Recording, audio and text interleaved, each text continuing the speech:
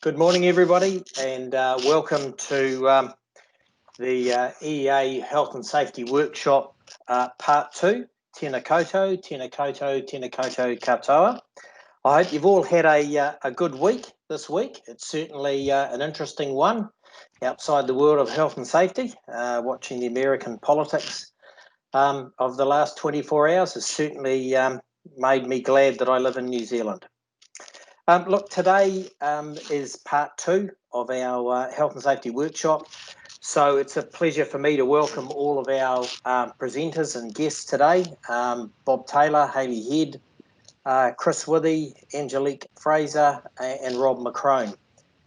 We've got 2 parts to today's workshop. The first part will go from 11 till 12:10, and we'll be covering off live work and the work of the National Committee on live work. It's a key area for our industry, key work method. And over the last 18 months, the EEA with industry has been doing a lot of work around improving systems and processes. And Bob Taylor will talk about that shortly. Another recurring theme we've got is really the new SMEI being launched, and Hayley Head, who's been chairing that particular work group, will come to talk to us about content and explain some of the more interesting new options and structures that exist.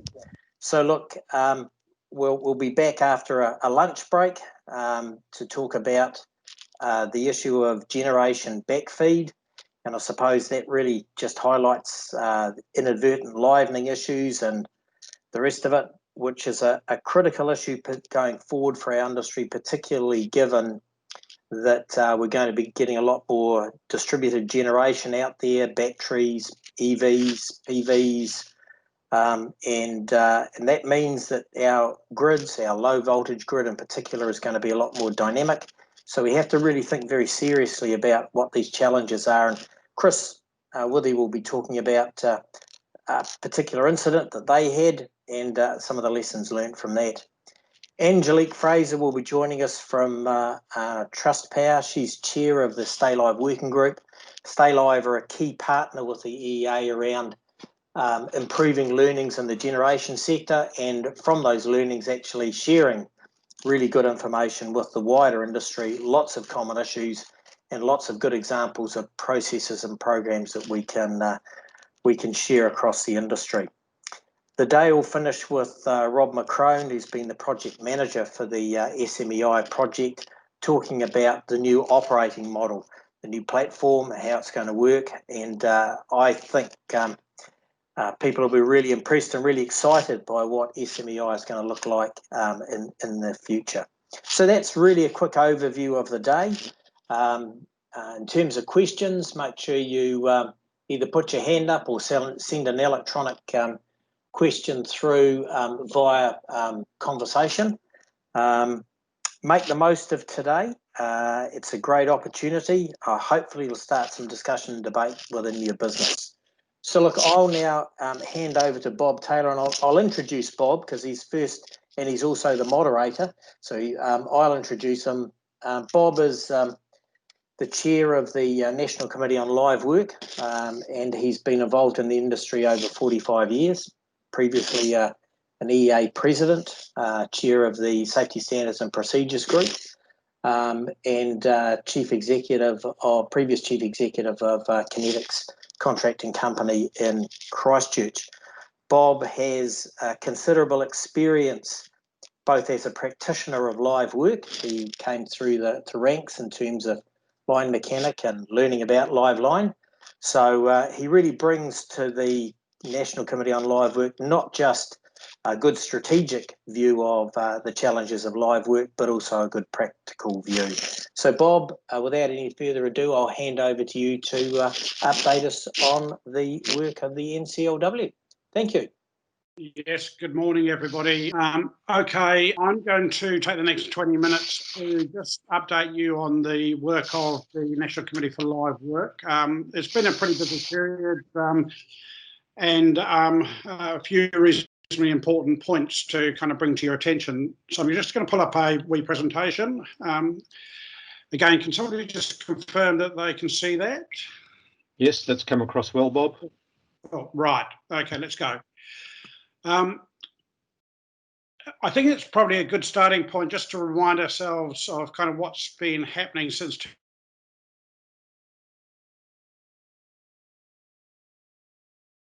2015. While the Health and Safety at Work Act didn't really create any new direction for health and safety, but it drew attention to how industry goes around managing health and safety risk and our duties. Of interest, and as the whole issue of live work pretty well came to the floor, and we've spent a considerable period of time kind of just rethinking where we were with live work and talking to WorkSafe in relation to kind of their expectations around this. Particularly the kind of two positions that we need to be taking. One is first and foremost to make sure that we're doing everything to eliminate risk, and if it's not reasonably practical, to minimise that. So I really just want to talk to you about kind of how NCLW has been focusing on kind of enabling the industry to meet its obligations under the Health and Safety at Work Act, particularly around what does reasonably practical mean in terms of justification for live work when the starting point clearly is one to eliminate risk. So in this slide, I've kind of highlighted that point.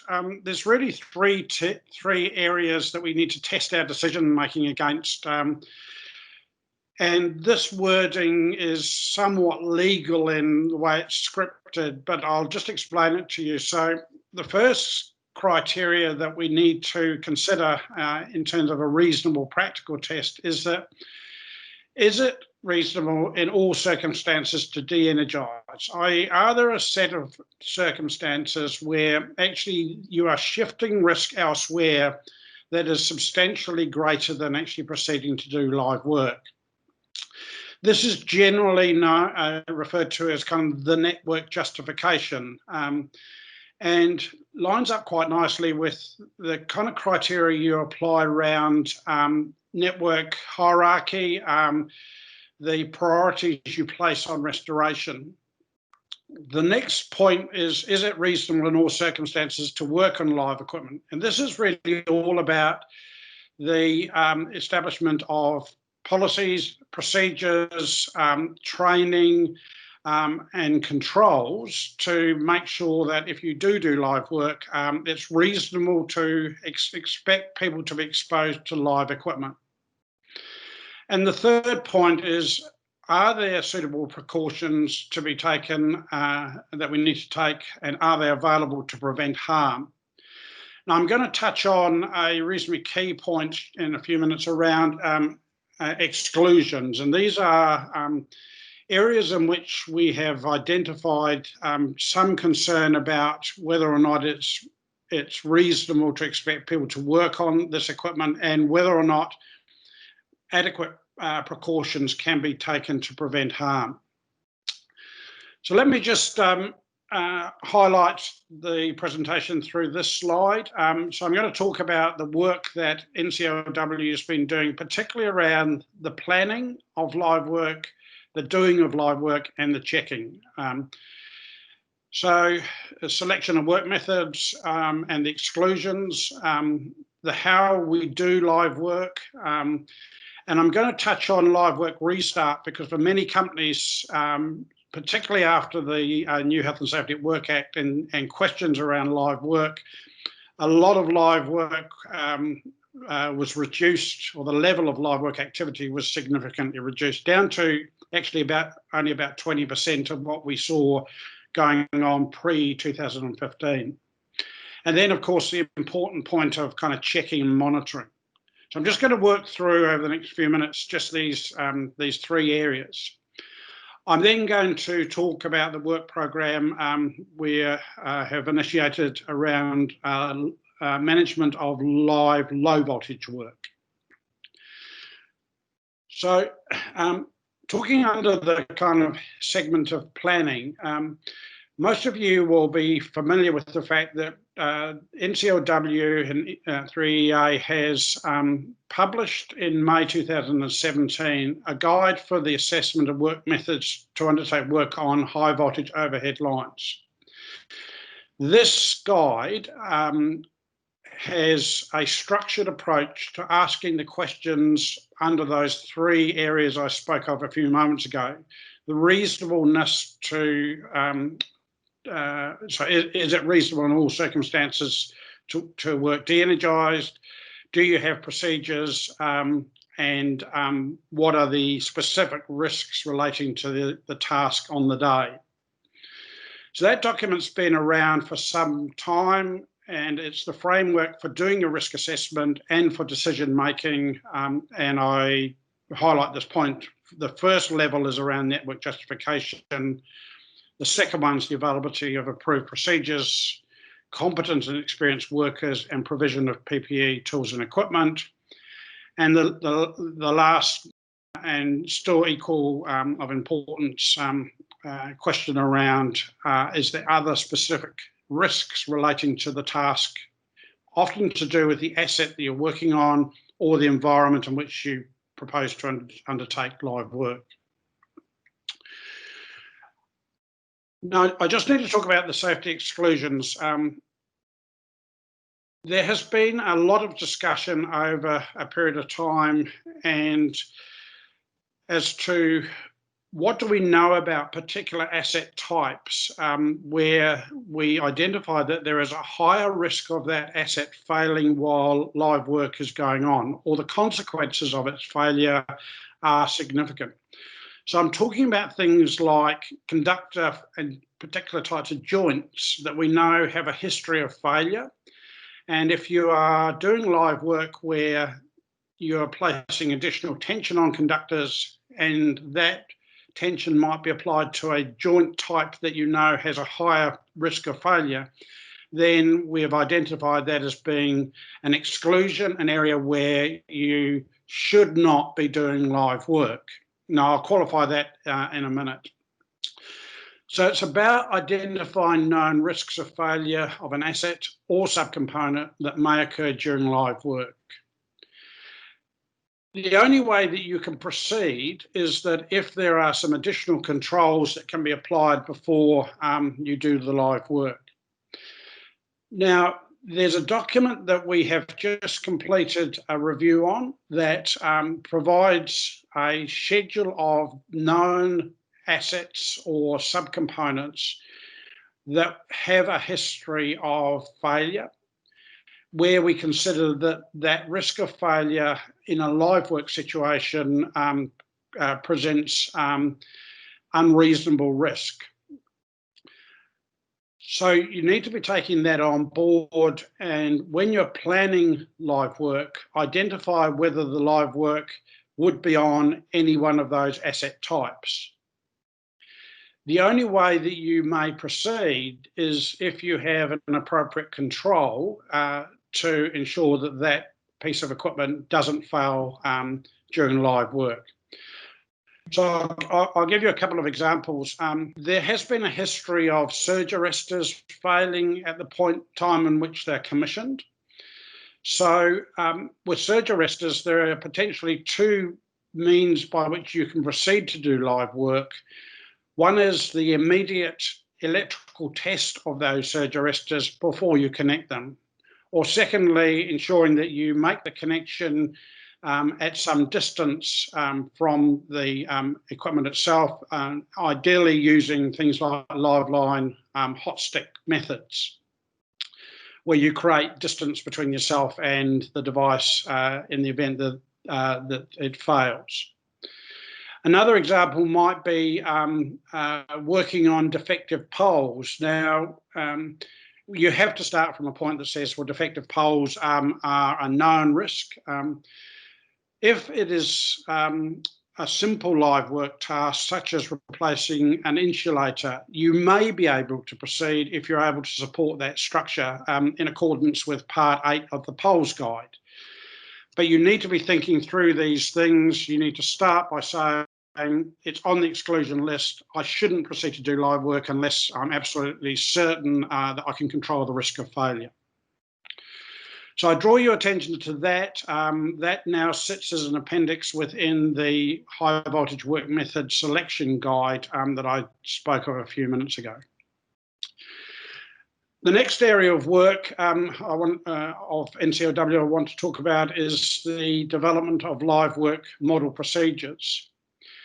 We have in November published 11 live work model procedures for glove and barrier work. These are primarily a set of procedures that line up with what we know to be the most frequent procedures that are undertaken, or the ones that provide kind of the most benefit. So those documents are now out. They're not a how to do the actual task, but they lay out for you the structure for procedures and draw your attention to all the key considerations that you need to make. There is a piece of work now underway to develop a further 9 of those model procedures. So that will give the industry a suite of about 20 procedures. So I draw your attention to those, and they are available on the EEA website.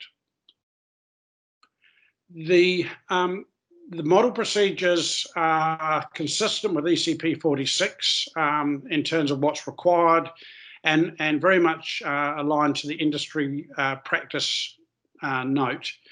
Now, that practice note is a piece of work that we did which took requirements of ECP 46, which, bear in mind, was last updated in 2003. So in 2017, we published industry practice notes, which really said, these are the things we've learned about live work since 2003. You should by now have adopted all of the recommended changes from within the industry practice notes because they reflect current knowledge of live work control. The objective of the model procedures is to improve safety, technical and quality outcomes. Certainly we have found that there has been a wide variety in terms of the detail within live work procedures. So this aims to get a standard set of procedures for the industry in terms of a framework. It, of course, aids training, it aids auditing and monitoring. So moving on, live line work restart. Just want to talk about this briefly. The key issue is that a number of companies significantly reduced their amount of live work that they had done after 2015, particularly as more and more questions were being raised about whether or not live work is justified. So reflecting on the fact that a number of companies had reduced, but now that we had worked through the areas of kind of establishing an understanding with WorkSafe in terms of the importance of live work, we've done a lot more work around kind of control of live work. A number of companies were now starting to get back into live work, and we wanted to provide them with some guidance around what you need to be considering if you were already a live line work provider, or you had live work on your network, and you had ceased or significantly reduced your work for over the previous 12 months.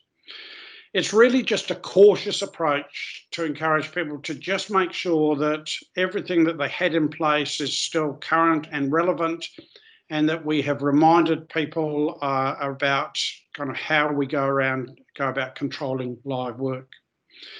It's just not appropriate to just drop the flag and think that we could revert back to the levels of live work that was being done pre-2015. So this was just to help industry put a bit of structure around restart. So its focus really was on the work method selection, so the use of the high voltage overhead work method selection guides, criteria within that, checking the competency and putting in place an appropriate auditing program, which probably has a higher frequency to make sure that you are doing, being proactive around kind of checking live work as you re-established it. I'm on it. Now, checking and auditing, I just want to touch on this one. It is important that you have effective auditing and monitoring programs in place. It's a bit of a concern that the feedback we got from the recent live work survey showed some inconsistencies in terms of how companies are going about auditing and managing their competency, where ECP 46 is actually very clear on that. So I suggest that, and we would encourage you to go back and just make sure that your auditing and monitoring programs are appropriate, meet the requirements of 46 and the practice notes, just to make sure that we are controlling and checking on live work. I just briefly draw your attention to ECP 46, which is quite clear that there are a requirement for field inspections to be undertaken. There's a requirement for training providers to audit their trainers, and there's a requirement to capture information on live work activities, including levels, accidents, incidents, and near misses. Control of live low voltage work. This really is the central work stream now for NCLW. Peter's touched on the fact that our low voltage networks are going to be changing over time, particularly how they're used and requirements in terms of reliability. So we are now working on developing a very similar framework for control of live low voltage work. So it's consistent with the controls for high voltage work, and we really want to reach out to companies to see whether or not you have existing either principles or procedures in place to control your live low voltage work, so that we are bringing together kind of all the good practice that's already out there. And on this slide, I just draw your attention to if you do have something and are willing to share with us any live low voltage work control systems and documents, to mail those through to Sean or have a talk to Sean.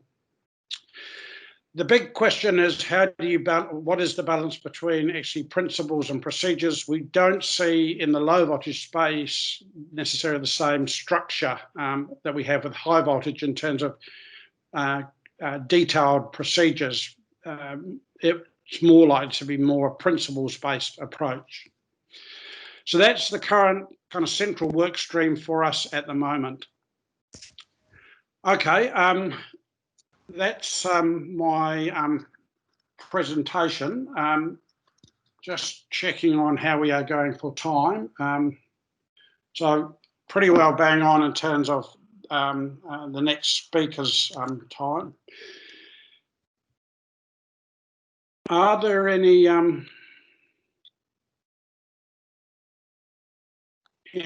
questions?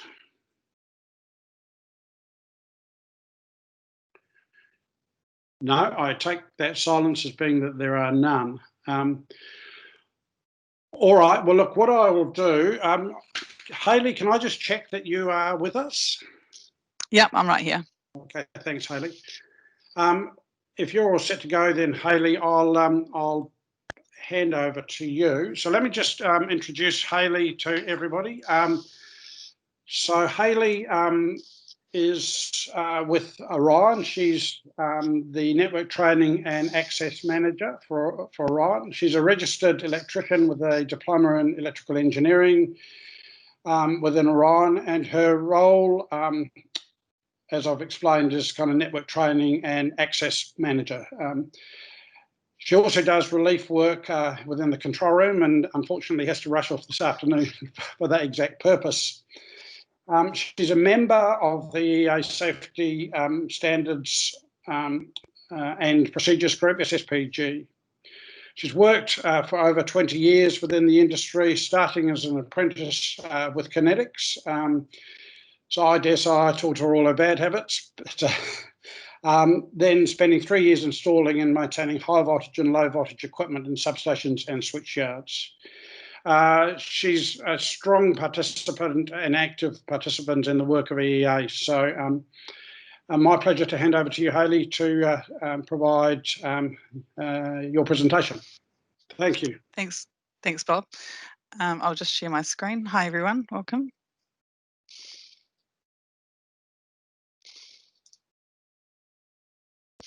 Bob, can you just confirm that you can see that PowerPoint? Yes, I can. Awesome, thank you. All right, good morning and welcome to 2 of the SMI workshop, the details. I'd let you all know that that it's a stunning day here in Christchurch. I'm really looking forward to getting outside at lunchtime. Yeah, we'll carry on with this for now. So, oh, I'm not moving. There we go. Last week in the first part 1, I explained that we have been on a long journey to move the blue and orange box to a digital format and make it more user-friendly. Today I'm going to show you where we have got to so far. There is still a bit of work to do to tidy up some wording and identify references, as well as improving the searchability of the rules, but this will not stop the release at the end of this month. Last week I spoke about having the ability to filter the rules depending on your role and what information you require. At present in the new system, all of the roles have been allocated to 1 or more technical roles. We are yet to allocate the asset scenarios.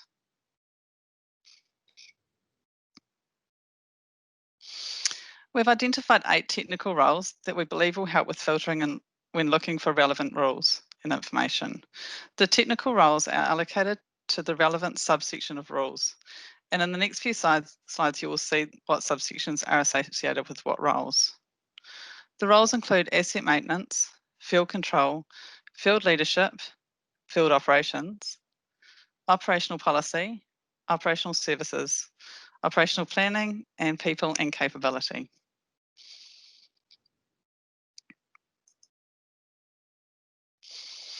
I also explained that we have established and tested a new structure for the SMEI, recognising that we could align it with how work is actually done in the sequence of a working day, as well as recognising that the work does not start when the workers arrive at site. In fact, there is a lot of work that happens before there is preparation. So this is what we landed on. Now it's time to go into these in more depth. Starting with process 1, which is empowering people to work safely. This is about the need for businesses to provide policies, procedures, instructions, and appropriate systems of work to ensure that plant and equipment is maintained and suitable for use, and making sure that their people are and remain competent or are being trained to do the work. This is a high-level section that is across the company, not focusing on specific jobs. I'll also give examples of rules as I go through these sections of rules that fit into each one of these sections. So as an example, rule 1.204 from the Orange Book, which states competency of workers shall be regularly assessed and maintained with refresher training, is now under process 1.4, providing a competent workforce. On this and the following slides, I've also listed the technical roles which are relevant to each section.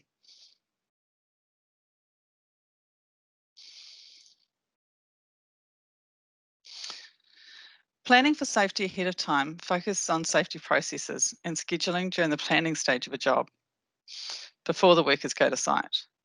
It is about selecting the correct systems for the work, having workers with the right skills, and having appropriate tools and equipment available, as well as organising systems for communications and preparing worksite control plans. The requirements for there to be a supervisor at each worksite from Rule 1.400 in the Orange Book is covered under section 2.2, assigning and scheduling workers.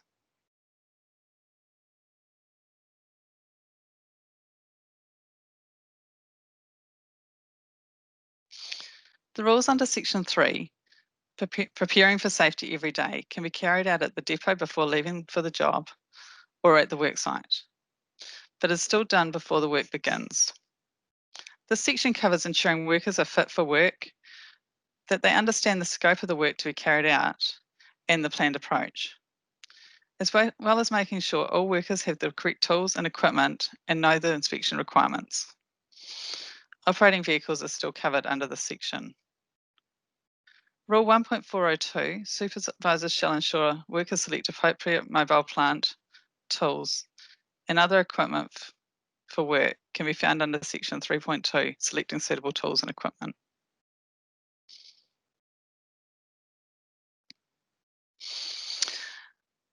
It is important that work sites are safe for workers and others interacting with the work site. The rules in this section establishing a safe working area assist with making the work site safe, including planning and worker involvement. Things like pre-work risk assessments and agreeing and implementing control measures, as well as allocating roles and responsibilities and ensuring safety at working positions. The requirements for pre-climb pole inspections, rule number 1.607 in the Orange Book, is covered under subsection 4.1.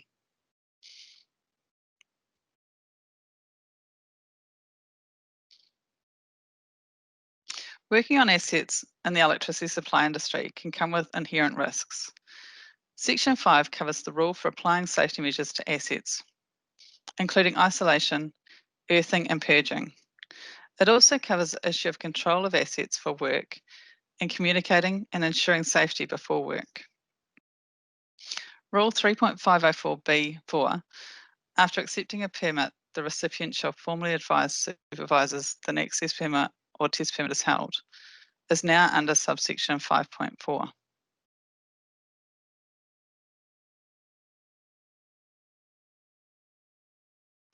Process 6, working and monitoring for safety, covers the rules to be followed while actually working on the assets.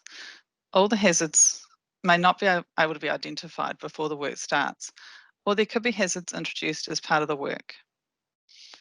It is important that there are processes in place to monitor safety during the work, as well as using equipment and materials using near assets and responding to unplanned events. Rule 3.504, the supervisor shall monitor work under a permit to ensure that work is only carried out on that equipment for which a permit has been issued, is now covered under subsection 6.1.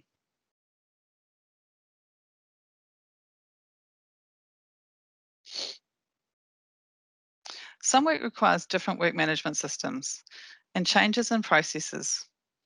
These rules are covered under Section 7, Managing Change and Returning to Service.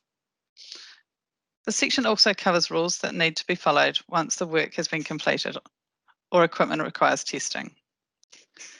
Removing isolation safety measures is covered under this section as well. Rule 3.407, the issuer shall ensure that any safety measure changes do not affect other access permits or test permits, is now covered under Section 7.3.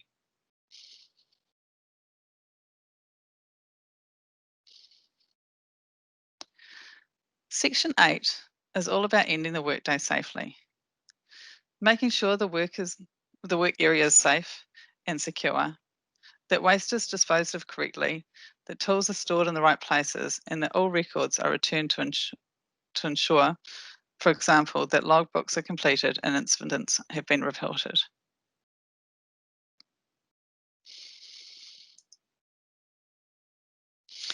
So that explains how the process structure works. I'm going to stop now and ask if there's any questions regarding that before we move on.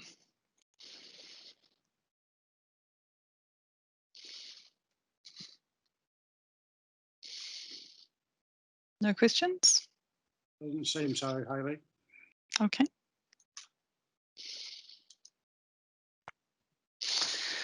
During last week's presentation, I said that we also had identified another structure that could be used for sorting the rules. The other structure is based on subjects, and using the first letter of the subjects happens to spell out respect. Every rule fits under both the process heading and the subject heading, so either structure can be used for identifying rules.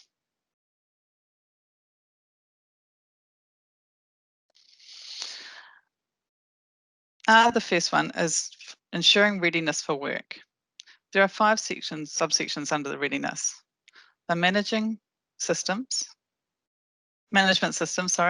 suitable equipment, ensuring competency, team support, and fitness for work.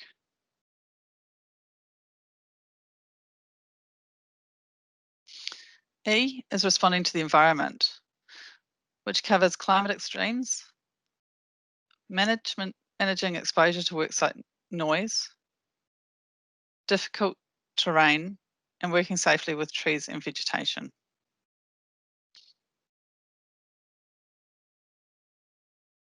S, managing worksite security, includes entry to the worksite, physical hazards, third-party property, and managing traffic near the worksite. I struggled to find a really good picture for managing worksite hazards, physical hazards, so we've got a dinosaur. P is about positional hazards, meaning confined spaces, working at height, excavation in trenches, and working under or over water.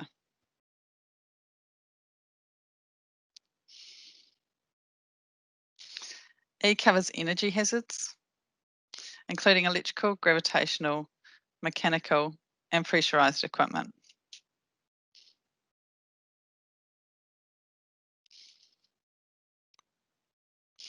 Chemical hazards is under C. This covers handling hazardous substances safely, working near hazardous gases, hazardous liquids, and hazardous solids. And finally is T, which consists of handheld tools and appliances, mobile plant, digital devices, working with vehicles for transport, working with vehicles for earth moving, and working with helicopters.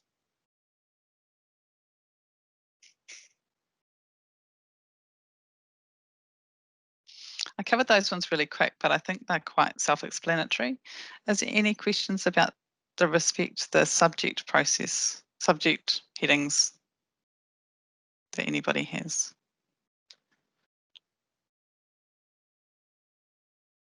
Nope. Carry on. So this is what the new rule layout looks like so far. Although please remember that depending on how you search for a particular word or rule online, it could look different to this. But as far as layouts go, there will be a high-level heading, either process or subject, an introduction into that process or subject explaining what is covered, a lower level heading with another introduction, the relevant rules that would use these rules, the relevant roles that would use these rules, and then the higher level subject or hazard heading followed by the rules.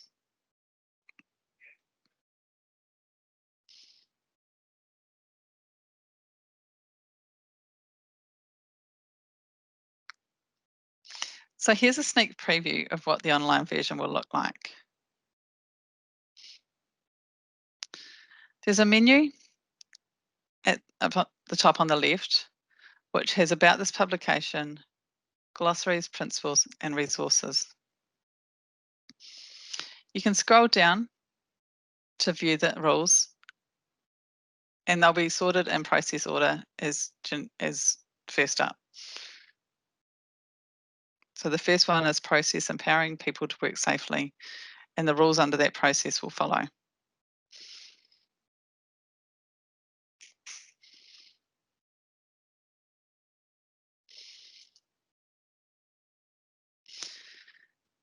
You can sort using the left-hand pane. Under each of the 8 processes headings are these subheadings. Clicking on one of these headings will show the headings, introductions, subheadings and introductions, and the rules under those headings, as well as any resources associated with those rules if the resources tab is showing on the right-hand side. I'll just pause so you can have a look. Don't want to race through too quick.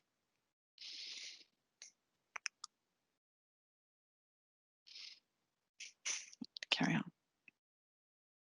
Oh, I was meant to click through that, sorry. So that's the introduction heading. That's the rules down the bottom.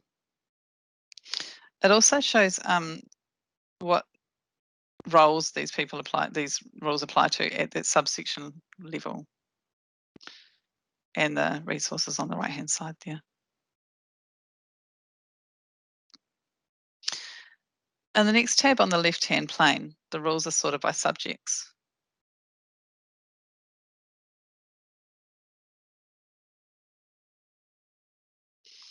So clicking on these will bring the rules up as they are sorted under each subject category. This one's showing managing worksite security.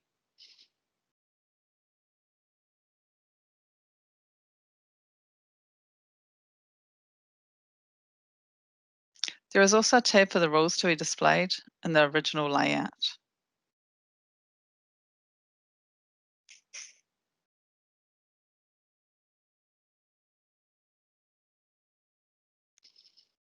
In the top menu, you can see the glossary, which will display definitions, acronyms, and associated words.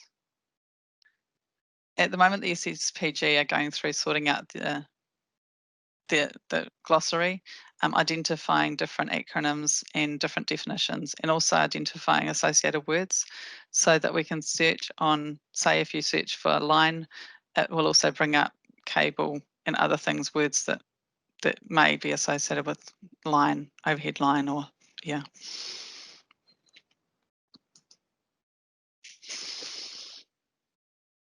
There's also a resources tab, so resources that'll bring up all the resources for the SMEI that are listed in the SMEI in one section.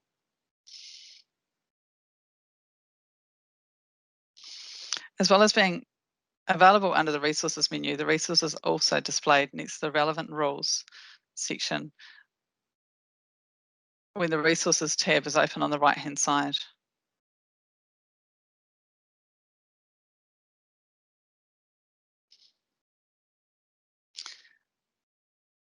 Under the Find tab on the right hand side, you can search for words or phrases. I've put in search for height. Click Find. The search function will return exact matches and display where the rules are found. Clicking on these rules will take you to the right section, and the search word will be highlighted to make it easier to find. It will also find any partial matches. For example, with height, it will find heights. If there's heighted, all those sort of words, height's probably not the best word to search on.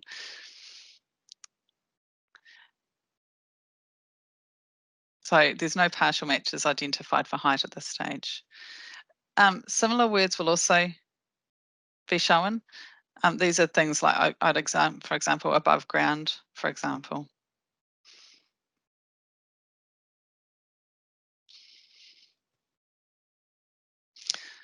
The filter tabs gives different options for filtering. So if you work in the field operations and have used the filter to search results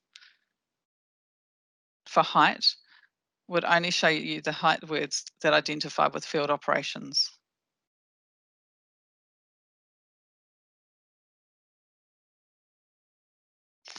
Now I know what the next question is. How does this look like on a mobile device? Because my guys don't sit at offices in front of a computer screen. So to finish off, I'll show you. On a mobile device, the image is reduced and the side panels are removed. To view the menu and structure options, click the icon on the left, and that will bring up the same menu as we had on the full screen. Click it again and it'll disappear. To view the resources, search, and filtering options, click the icon on the right. These will give you the same options as we had on the other screen as well. resources and find and filtering options.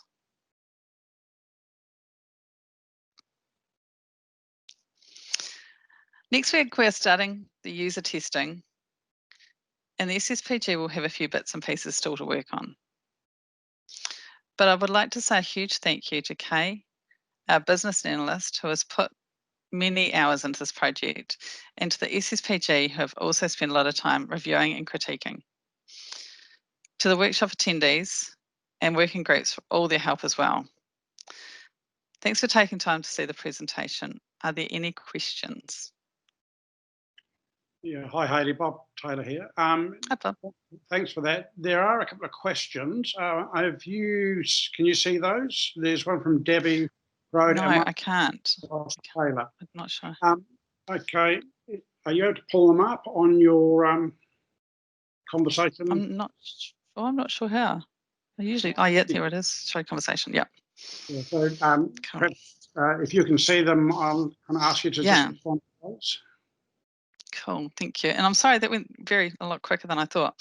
The first question is from Debbie Crode. Are the resources links to the source data? That at present, no, but it is the intention to do that. So there's been a lot of discussion around management of that and how that happens going forward. But yeah, it will link to the say if we have a link to a worksite document, it will go to the worksite. If you click on that link, it should go to the worksite document in the near future. Yeah. Does that answer that, Debbie?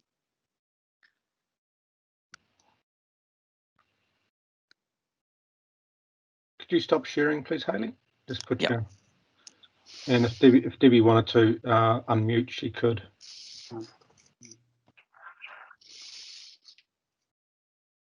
Yes, Cool. Thanks, Debbie. Ross Taylor says, thanks, Hayley. Having the old rules on hand allowed users to see what has been modified from the previous version. With the new model, how will we see if a rule is new or has been updated?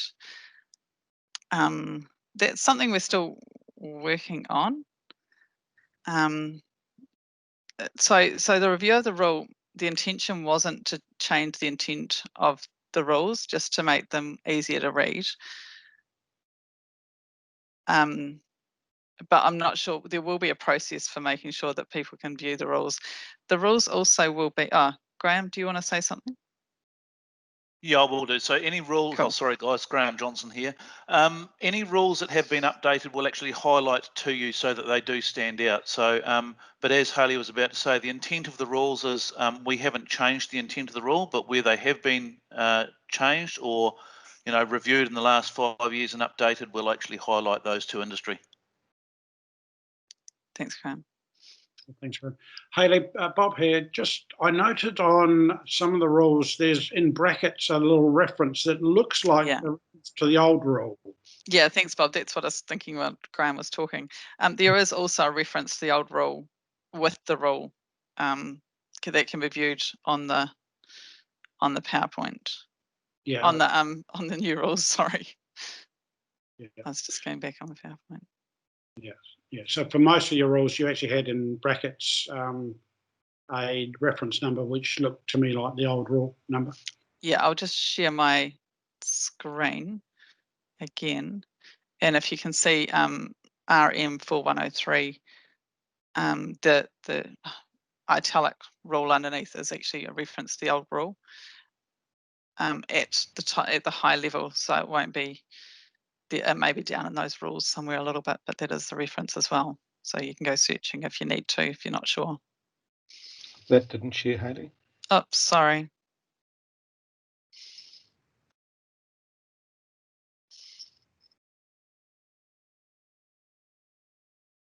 Is that sharing now? Yes, that's good. Thank you.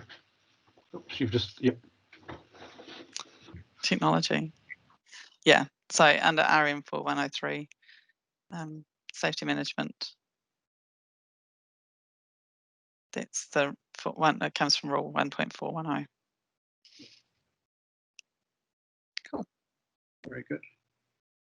I see there's some further questions. Yep. You picked up on those. So Brooke Jacobson, sorry, this may have already been answered either last week or on the session. However, is SMEI available offline? So yeah, so we talked to the developers last week, and that was a question that was raised. It will be available offline and updated when it comes, like if you've got a phone or tablet or something, it'll be updated once it comes back into service. So the rules will be updated if there's any changes. Not that I envisage heaps of changes, but it's just important to make sure we have, one of the reasons is to make sure that everybody has up-to-date rules rather than the sticky post-its that we used to get in the old days. Debbie says, will there be a summary provided of any changes to the rules, or will we need to go through the whole document? I think the intention is that if the intent of the rule has changed, I know that some of the rules we've introduced low voltage instead of just being focused on high voltage. So if there's been any change to the rules as the 5-yearly review, we will identify those and make them clear to people.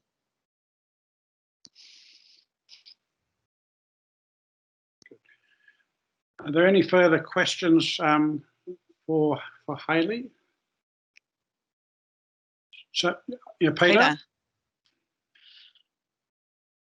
Thanks, Hayley, for the presentation. My question's probably a little bit granular, but I know that we were doing some work on asbestos, and that seems to be kind of ongoing. But one of the questions I've got is that will the SMEI link into the latest WorkSafe site for updates on things like asbestos and the rest of it?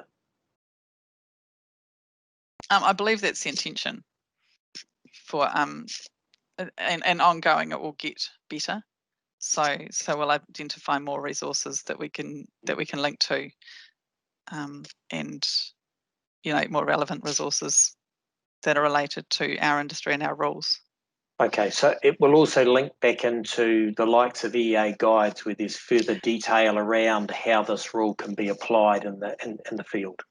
Yeah, definitely. And Rob McCrone's doing a presentation this afternoon, I believe, that covers a bit more about, so this is only step one in the journey to get the SMEIs online, and then we're going to look at getting the rest of our resources online and having a resource pool that has the same glossary of terms and all relate to each other to make it easier for people to use those resources.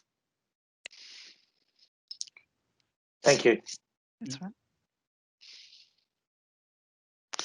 So someone's asked, will there be any comms packs distributed by EEA? Hang on, I can only read half that. Can you read that one, Bob? Yeah, so there's a see more button. Can you click on that? That will expand the question. No, here we go. Will there be any comms packs distributed by EEA that we can present with our businesses as a consistent rollout and messaging for the industry? Peter, or Graham, do you want to answer that? Yeah, well, thanks, Hayley. There is a comms plan that's been arranged to go out with the update. So Rob, again, might talk to that this afternoon. But definitely there is a comms package piece that goes out with the update. Yeah, I just agree with Graham, concur with Graham. I mean, the changes in the structure and the layout are really, really quite different from the last 20 years of the rule book. So we need to take time and work with each of you around making sure you understand and can get the real value out of the new structure and of the rules. So absolutely, we're committing to not just rolling it out, but also supporting it to ensure that the users actually really understand it and, as I say, get maximum value out of it. So, yeah, really good question. Thank you.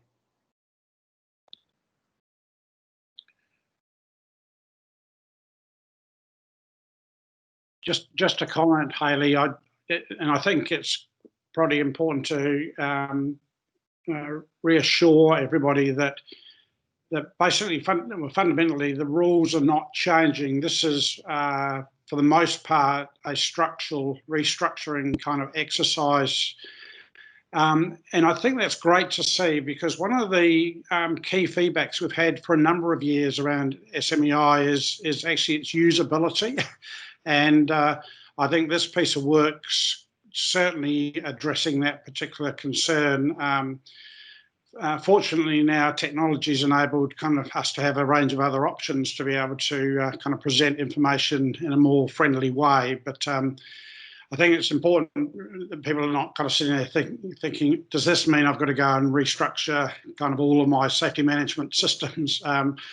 But because you are saying that for the most part, the rules are remaining unchanged, it's just how they're now being grouped for ease of access. Is that fair assessment? Or? Yeah, absolutely. Yeah. So it wasn't our intention to change any of the rules that didn't need changing through the 5-yearly review, and through queries and suggestions and stuff like that. So, like I said, those ones will be identified. The others were just about making it into a standalone sentence, so you didn't have to search through layers of information, which is where we found a lot of the queries came from, or the misunderstandings came from, was about reading a rule that was in isolation and didn't read back up the levels to understand what it was primarily about. I understand it. I believe also that the search option, you can use the old rule number as well for searching for rules. So if you want to use that, hopefully I'm not lying, but that's what we've asked for as well. And I think you've touched on the fact that there's if there are changes, it's probably more development around low voltage control of work. And just to kind of draw a link between my earlier presentation and yours, NCLW and SSPG are working quite closely to make sure that this whole question about work method selection and then what rules or guidance applies is pretty important for the industry. So just to reassure everybody that kind of we're not working in isolation from each other in relation to the whole control of work. Yeah, definitely. I also want to tell everyone, when this does go out, we're not perfect and we're not precious. So if we've got something wrong, please get back to us. Like every guide, like everything we write, we really rely on your feedback to get it perfect and to make sure we haven't made mistakes. So do feedback to us if you've got any questions, if you don't understand something we've written, if it doesn't make sense or if it doesn't work. Like Bob said, it's not the intention to change any rules to make it more difficult for anyone. In fact, the intention is to make it much more easy for people, especially new people to the industry. Okay. There's one more question there, which is just to clarify, this is website based rather than standalone mobile application. Yes, it is website based at this stage. Are there any further questions for Hayley? Thank you very much, Hayley. That was very informative, and it's pretty pleasing to see kind of the progress that's been made on that work stream. That's good. Now, I think we've still got a couple of minutes. I think the plan is to close at. I'll just get myself back up on.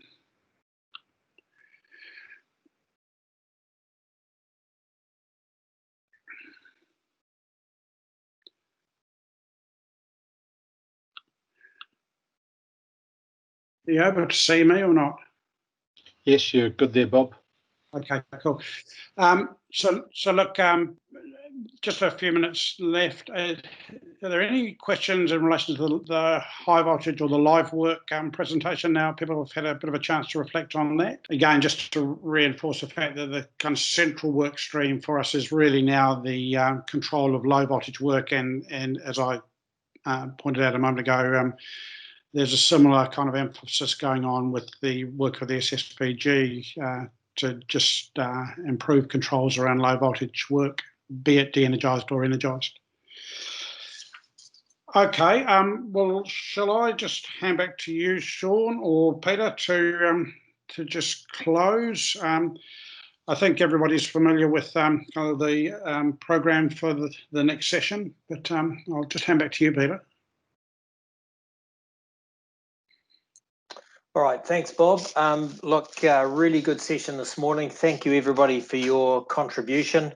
I think Bob's overview of the live work activity really provides a clear indication of where we want to head. And I'll just extend to you also Bob's request, particularly around the low voltage area. If you've got some material you're able to share with us around how you're doing low voltage work within your organisation, that would certainly be appreciated. We're trying to get a good aggregated knowledge of industry so we get a really good outcome in relation to that project. And thanks again to Hayley, a great presentation. I'm really excited about the new safety rules platform and structure coming out. I think it's going to be a great tool for the industry to use, and I'm looking forward to helping industry in terms of engaging with that. So I'm now going to hand over to Graham Johnson to say a few words and to get the afternoon session underway. If we can just remind people to have their cameras and mics off. And if you've got questions, either the show conversation or the raise your hand button, hopefully we'll get things underway. So Graham, you're there. I am, Peter. I will just now hand over to Graham Johnson the Younger to take us through the afternoon session. Thank you very much, Graham. Cheers. Thanks, Pete. Look, just want to reinforce what Peter's just stated about questions. Often they come to mind. If you've got anything, don't be afraid to ask those either at the end of these sessions and or later on. So I'm sure the participants will be, or the presenters will be happy to answer those offline. So I'd like to introduce Chris. He's been in the industry for 17 years and is currently employed by Unison Contracting Services in the lovely Hawke's Bay. He's leading a team that's responsible for the delivery of various works across the Unison network.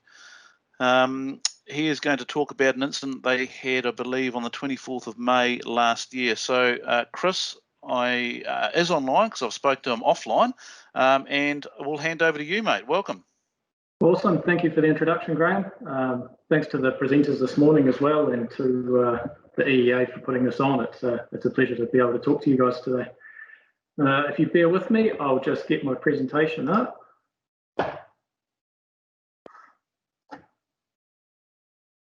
All right. I trust everyone can see that all right and hear me okay? Yes, we can. Thanks, mate. Awesome. Thank you. All right, so I'll preface this just by saying that I was initially given a 20-minute slot, which is then extended into 45 minutes. So I've only got 8 slides to get through, and we should rattle through it pretty quick, so there'll be plenty of time for questions and answers. Just a bit of backstory about the actual work that we were doing on this site. It was a fairly run-of-the-mill job. We had 3 crews, replaced 3 poles. There was various OPEX tasks, a few cross arms to replace, and a little bit of a customer job as well in there to upgrade an overhead transformer. The work party was working on a spur line. That spur line was isolated either side of the takeoff on the main line via a couple of ABSs.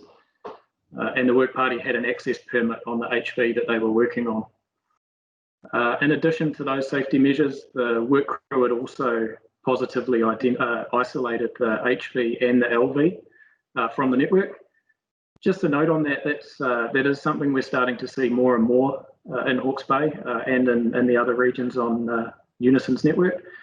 The work crews use it as a means of, I guess, further protecting themselves from risk on the network from inadvertent livening, but it also helps to manage some of the EPZ requirements, particularly around complex pole replacements. The DDOs on the transformer that was within the work site were removed and the jumpers have been broken away. So that's as well. The work party had done that to facilitate the replacement of the sub. The jumpers at the takeoff pole on the main line had also been broken, and the LV had been dropped away from that pole as well. So it's fairly reasonable to assume that the work party would have felt quite safe from any livening from a network point of view. The HV and LV had been tested and proved de-energised before work started, and as we were working under an access permit, earths had been applied to the high voltage assets. As was standard practice with Unison at that stage, there were no earths on the LV. There were 13 ICPs within the work area, the majority of which remained connected with the fuses in for this work. The only exceptions to that were services that were affected by the work. As is standard for overhead works in Unison's network, gloves were worn ground-to-ground insulating gloves. And in addition to that, all work party members had tested safety boots, insulating safety boots. So the event occurred about midday. So the guys were halfway through their job. All of the poles had been stood. The HV had been run out, it had been resagged, and it was all bound in, and the work party were finishing up their last bits and pieces on the LV. So they were basically making connections for the low voltage service fuses. And it's worth noting at that stage as well, one span of low voltage was still lowered from a pole. It had been, all 4 conductors had been bound together by a rope, and it was pulled clear of the work site. It was just done to allow better access into the pole site that the crews were working on. So the incident itself, there's an image there. It's a little bit hard to see on the screen, but the line mechanic was standing on the lower of the 2 low voltage cross arms that you can see there, and he was reaching across from the left-hand side to the right, in between the pole and the inside conductor on the far side of the pole. It's a reasonably tight gap, and what that meant was that that particular line mechanic had created a path between himself, using himself between the inside conductor and the pole. Obviously, at that stage, the work party, in their view, everything was de-energised, and they'd done their testing and had their permits, so they were well into the work and hadn't really given any sort of energisation a second thought. The line mechanic involved, he felt a very light tingle, was his description, from the conductor that he was leaning against, just inside the pole there. He described it as very minor. He actually questioned himself whether it was an electric shock, but I guess thankfully for us, that saved us, and he's notified his worksite supervisor, and immediately suspended all work on site and started doing some testing. Reluctantly, the line mechanic went for a medical check, as is standard practice if someone receives an electric shock, and we notified WorkSafe at this point as well and froze the site. Subsequently, the line mechanic went for his check, and he was obviously able to come back and rejoin the work party at the end of the day, and that coincided roughly with when WorkSafe released the site, which was good. There was no serious injury. So what we found after we'd had this little incident was that all of the conductors on that pole had become energised to 230 volts, and they were all at the same potential. So the 4 persons on site had a little bit of a get together, and they agreed that it's likely that it was generation. And I guess backing this up was the fact that one of the work parties had heard a generator. Were able to quite quickly ascertain what was going on, and they could go directly to the source and turn it off. As you'd imagine, the guys were quite heated at this point. They understood the gravity of what had occurred and what the potential repercussions had been. In the situation, they managed themselves quite well, and they were able to disconnect the generator, remove it, and from there we brought in an internal inspector, one of our Unison inspectors, and an auditor. So they came in, we at this point removed the service fuses for that installation and disconnected the neutral, which essentially eliminated that risk from our work site. And this meant that we could basically get back into work as soon as WorkSafe released the site for us. So I've included just a bit of a circuit diagram here that was done by the inspector at the time. This is as the site was found when he arrived on site. I won't go into too much detail about this. There's a couple of reasons for that, not least of which is, as a bit of a washed up line mechanic, it's slightly outside of my understanding. But I guess the other part of it is, and probably more importantly, is it's somewhat irrelevant how this was allowed to occur. At the end of the day, I think what it highlighted to us is that we need to assume that any installation can potentially inject an energy source directly into our work site. So that's kind of the stance we took when we began the investigation. Essentially what happened though is that it was incorrect, the wiring was incorrect. The way it was designed was that the generation supply into the property was to be completely isolated from the installation circuits and completely isolated from the service main cable. Because of an incorrect wiring, that wasn't the case. And when that generator was switched on and plugged into the sockets that were inside the house, it was evident that it could energise the main line outside where we had guys working. As with any Swiss cheese sort of event, this was no exception. Upon testing, the inspector found that actually the main switch was faulty as well. And even if the resident, out of sheer goodwill, if nothing else, had turned the main switch off to remove that risk of voltage getting back out onto the network, it wouldn't have made any difference. Operating the main switch physically didn't actually break the connection with the service main. So really that whole site was set up to fail. It wouldn't have mattered what the resident or anyone else had done. There was always going to be voltage going back out into the main line. So, as Graham mentioned earlier, it was potentially quite a significant event, and I think it segues nicely from Bob's discussion this morning about how we manage the risk of low voltage work. So, as I mentioned, we made the site safe initially and contacted the homeowner.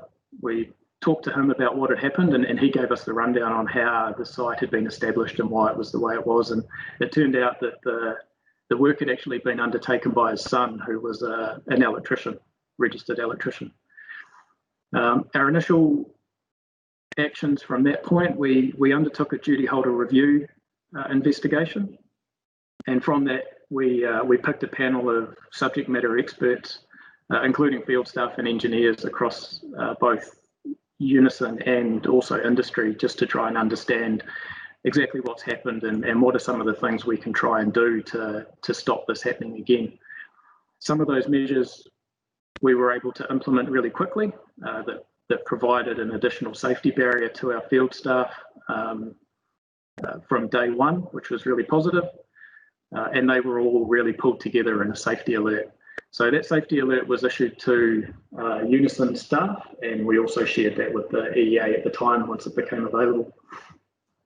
So those initial actions, probably the most fundamental change at that point for Unison was to mirror our HV earthing requirements on low voltage. Now, understand that in some parts of the woods that's current practice at the moment, but for us, you can imagine that's quite a transformational change. So that was our initial move. So with that, it meant bonding and earthing either side of the worksite, with one set being within 5 metres of the working position. Underground cables were a little bit more challenging, and our requirement there is now that we earth at either end or at all points of isolation. In addition to those two measures, because the risk from generation is quite finicky and we can't rely on protection within the generators to operate, we've also asked that field staff apply either of the two measures in addition to those 2 points above, and that is use cover up to maintain a single point of contact, or remove all of the service fuses and disconnect the neutrals within the isolation area. That all sounds fantastic, but obviously, as you can imagine, the effort involved in removing service fuses and breaking neutrals more fundamentally creates quite an onerous task on site, particularly if you're dealing with high volumes of ICPs which like most people we often are. So to break those neutrals in every scenario and then go through the requisite testing at the end of it to re-energise them is quite prohibitive in a lot of instances, and hence that option to provide cover up was implemented. Where we can't meet the criteria for all of those mitigations above, it was agreed that we would use live techniques to undertake the work, which obviously requires SOPs and a whole raft of other risk mitigation tools. I won't go too much into the live LV stuff. I think Bob covered that off nicely, but suffice it to say, off the back of this, it certainly got us motivated to complete that body of work, which was already underway within Unison. ABC, aerial bundle conductor, was another challenge that we have. Although it's insulated, we weren't comfortable to rely solely on the insulation that's provided through ABC.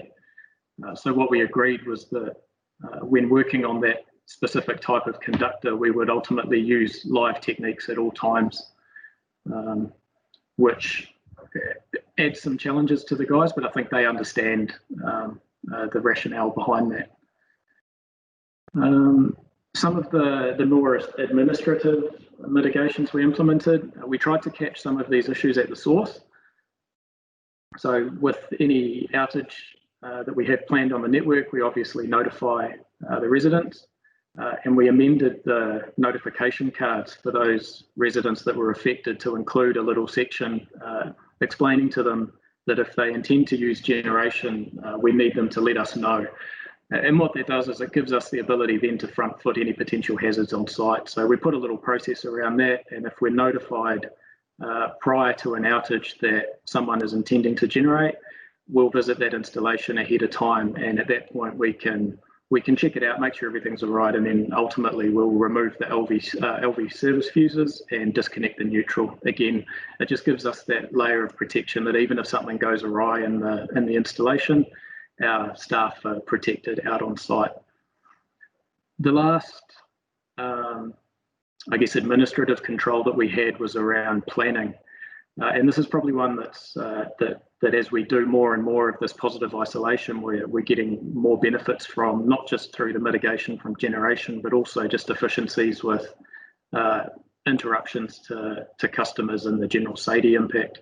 So that's just around managing down the size of the work site, which obviously from a network and operations point of view has benefits in that we're not incurring the SAIDI costs that we might necessarily have had before.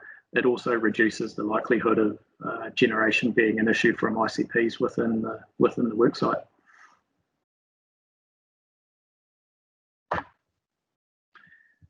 So moving forward with our plan at Unison, we've agreed in principle with the executive team that for all low voltage work going forward, we're going to replicate our high voltage permitting process.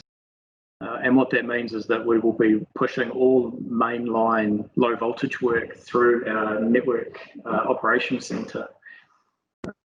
Again, quite a transformational change for our organisation. But I think given this event occurred on our network, it really hit close to home for field staff and other members of the organisation. Like most people, I guess, in this forum and in our industry, we receive a lot of safety alerts and a lot of investigations and notices from other contractors and other people working around New Zealand. But when it happens to one of your own and it's in your own backyard, it really does hit home, and it made that implementation much easier. We had really good buy-in from really everybody that's been involved. It also gave us quite a good opportunity to review our internal process for managing de-energised low voltage work. And we took that opportunity to better align ourselves with the requirements of those SMEI rules and the relevant guides to working on de-energised low voltage. So from here, we've got a lot of work to do. We've only just really recently agreed that this is what the process is going to look like. And I can imagine that there'll be some quite big hurdles to get through to embed this process, and not least of which is that the time it's going to take to increase the resource within Unison to manage these additional workloads will be that we need to implement an interim measure. So at the moment we push around about 300 work orders or switching plans through the Network and Operations Centre in any given year. Once we implement this and we bring all LV work through Network and Operations, that number's likely to increase up to as many as 700. So as well as the resource requirements within NOC to be able to manage that, there's also the planning aspect of it, which is arguably the more challenging. We use ADMS at Unison, which is linked to our GIS system. So when we want to request a body of work on the network or access, those two, GIS and ADMS, need to align. And more importantly than that, they need to align with what's actually out in the field. What are the guys working on? Where are the breaks? Where are the particular assets? So scoping that work initially is really important, and confirming the configuration of the network that we're going to be working on, and then getting that alignment between GIS and ADMS.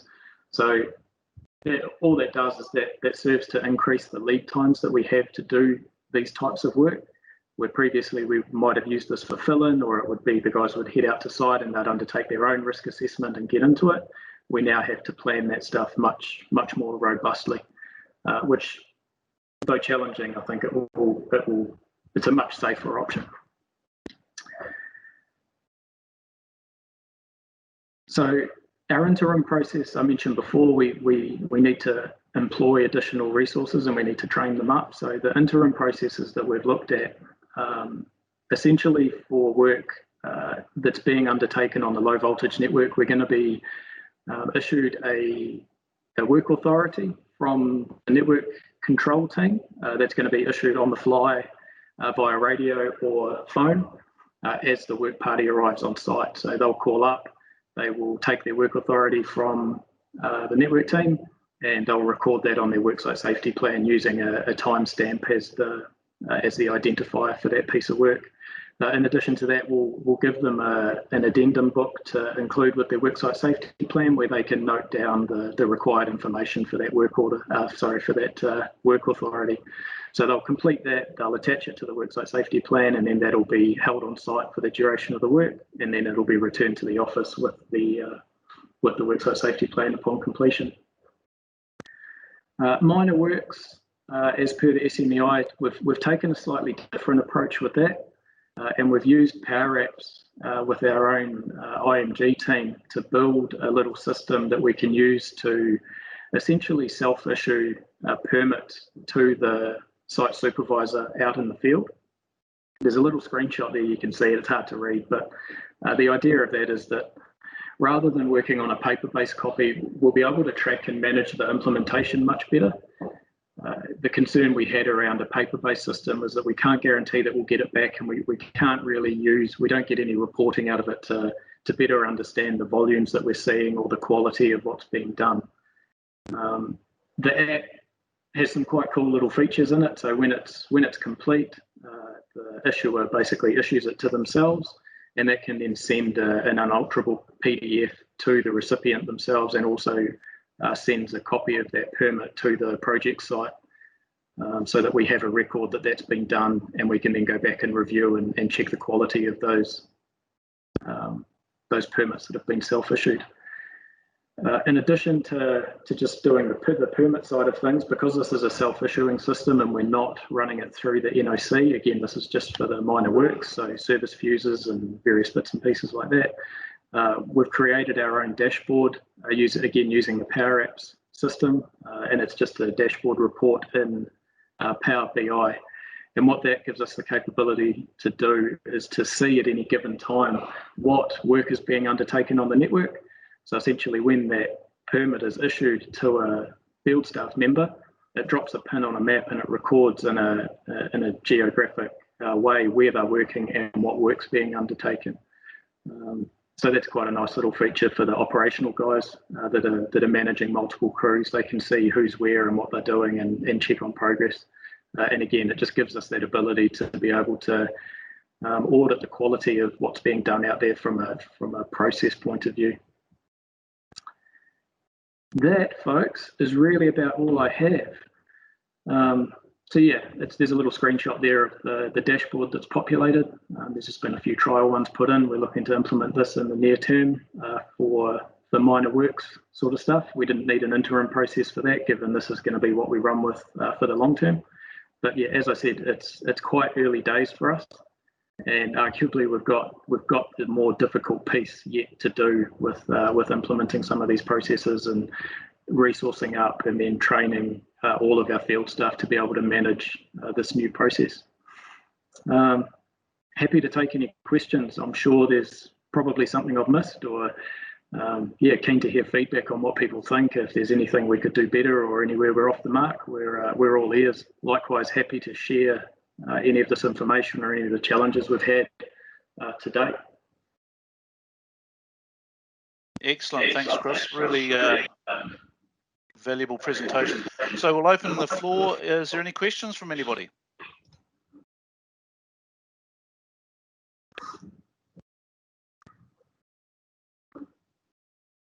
Stunned silence. No, there's one come through, mate, from Sean. So I'm not sure if you can see the chat pane, Chris. Yeah. If so, I'll let you respond to those. How's that? Yep, no, absolutely. Thanks, Sean. So to be honest, we have not rolled this out fully yet. We're still in the process of, we've agreed just yesterday that we're going to use the app as a full-time option for minor works. We've done that following consultation with the various operations managers and a few field staff. So we haven't rolled that out yet, but like I mentioned earlier, engagement's been really positive, given I think everybody understands that we're trying to do this to keep our own guys safe, and having that incident fresh in our mind really helps that. So Shane's asked, would love to know more about the app you're using. So it's a Microsoft product that comes part of the Microsoft 365 suite called Power Apps. We use it for a number of things in our company at the moment, from materials requisitions and all sorts of things. So it's a self-serve sort of system where you build the app yourself, can run on mobile or desktop platforms, and it integrates with Power BI. So the reporting that comes out of it's really good. So I guess it's infinitely configurable in it, and we can whatever we want.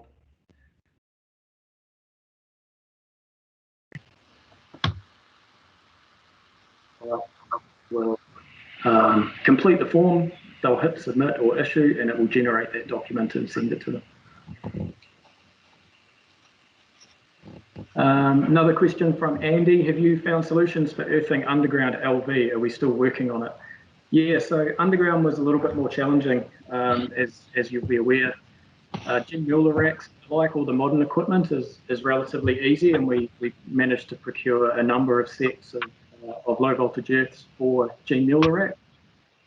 The issue we had was with the Lucy J-type users. We did have some legacy gear on the network with the operatives out in the field. The issue we had with that is that the connection was actually permanently attached to the earth.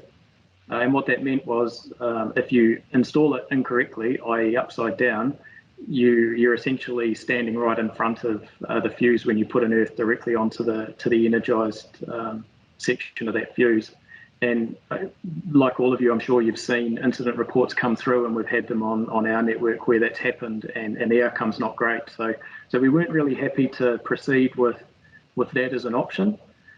So we've worked with one of our suppliers who's developing it's a standalone block essentially that mounts into the J-type fuse, the Lucy fuse, and you install the block, you make that connection, and then you can test that connection point for 0 volts with the earth prior to applying it, which gives our guys that layer of protection that, you know, even if they're having an off day and they put it in the wrong one, they fail safely, and that when they test it, they'll see that they've still got voltage on that circuit.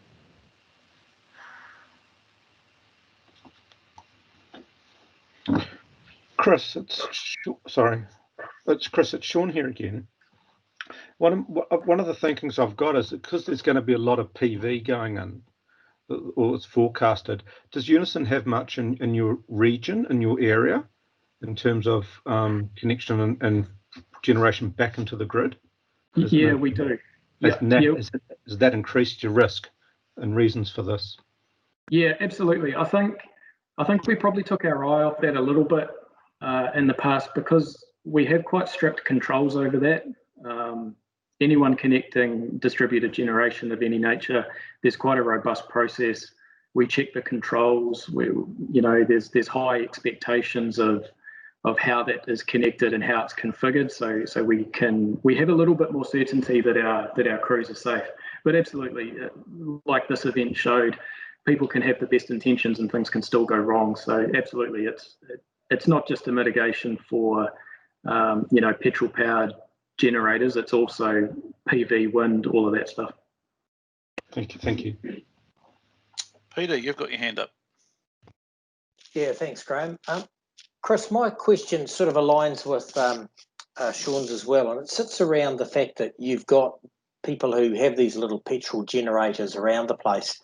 As part of your notification process, are you getting the right level of response from customers? Because they may not necessarily perceive the problem of plugging their little petrol generator in and having it running because it just supplies their house. It shouldn't be a problem.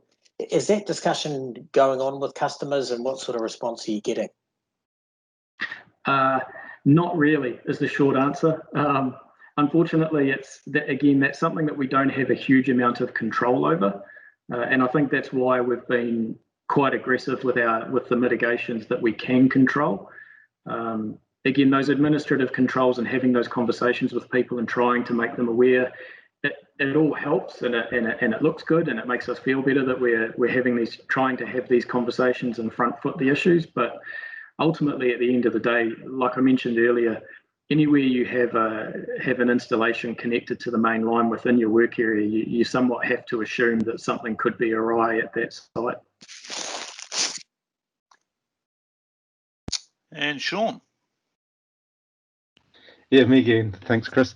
The installation we had the event, the wiring that had been done, was that to regulations or had that been illegally done? We don't believe so. We don't believe it was per the regulations. So I haven't spent a lot of time trying to understand for the purposes of this presentation exactly what went on. I think we could probably do another session just on that alone. But no, it's my understanding that it wasn't up to scratch. And when we notified WorkSafe, we made them aware of what we'd found, and we obviously had the details of who did the work and quite a bit of information. So that was all passed on to them. Thanks. It was sort of flowing on from what Peter was talking about. There are lots of these wee generators. Yep. Are we educating electricians and people to actually remove that risk? Yeah, that's right. Yeah, still more work to be done there, I think. Yeah, thank you. It's really interesting.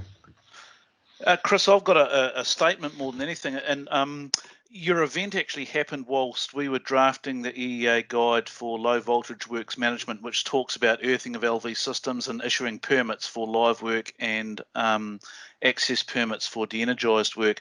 And it really reinforced the why. It gave us the why and reinforced the why we were doing these sorts of things. So it's really unfortunate you've had an incident, and pleased that no one was seriously hurt, but a great learning to reinforce why we have certain rules and what have you in play. So I don't know if thanks is the right word.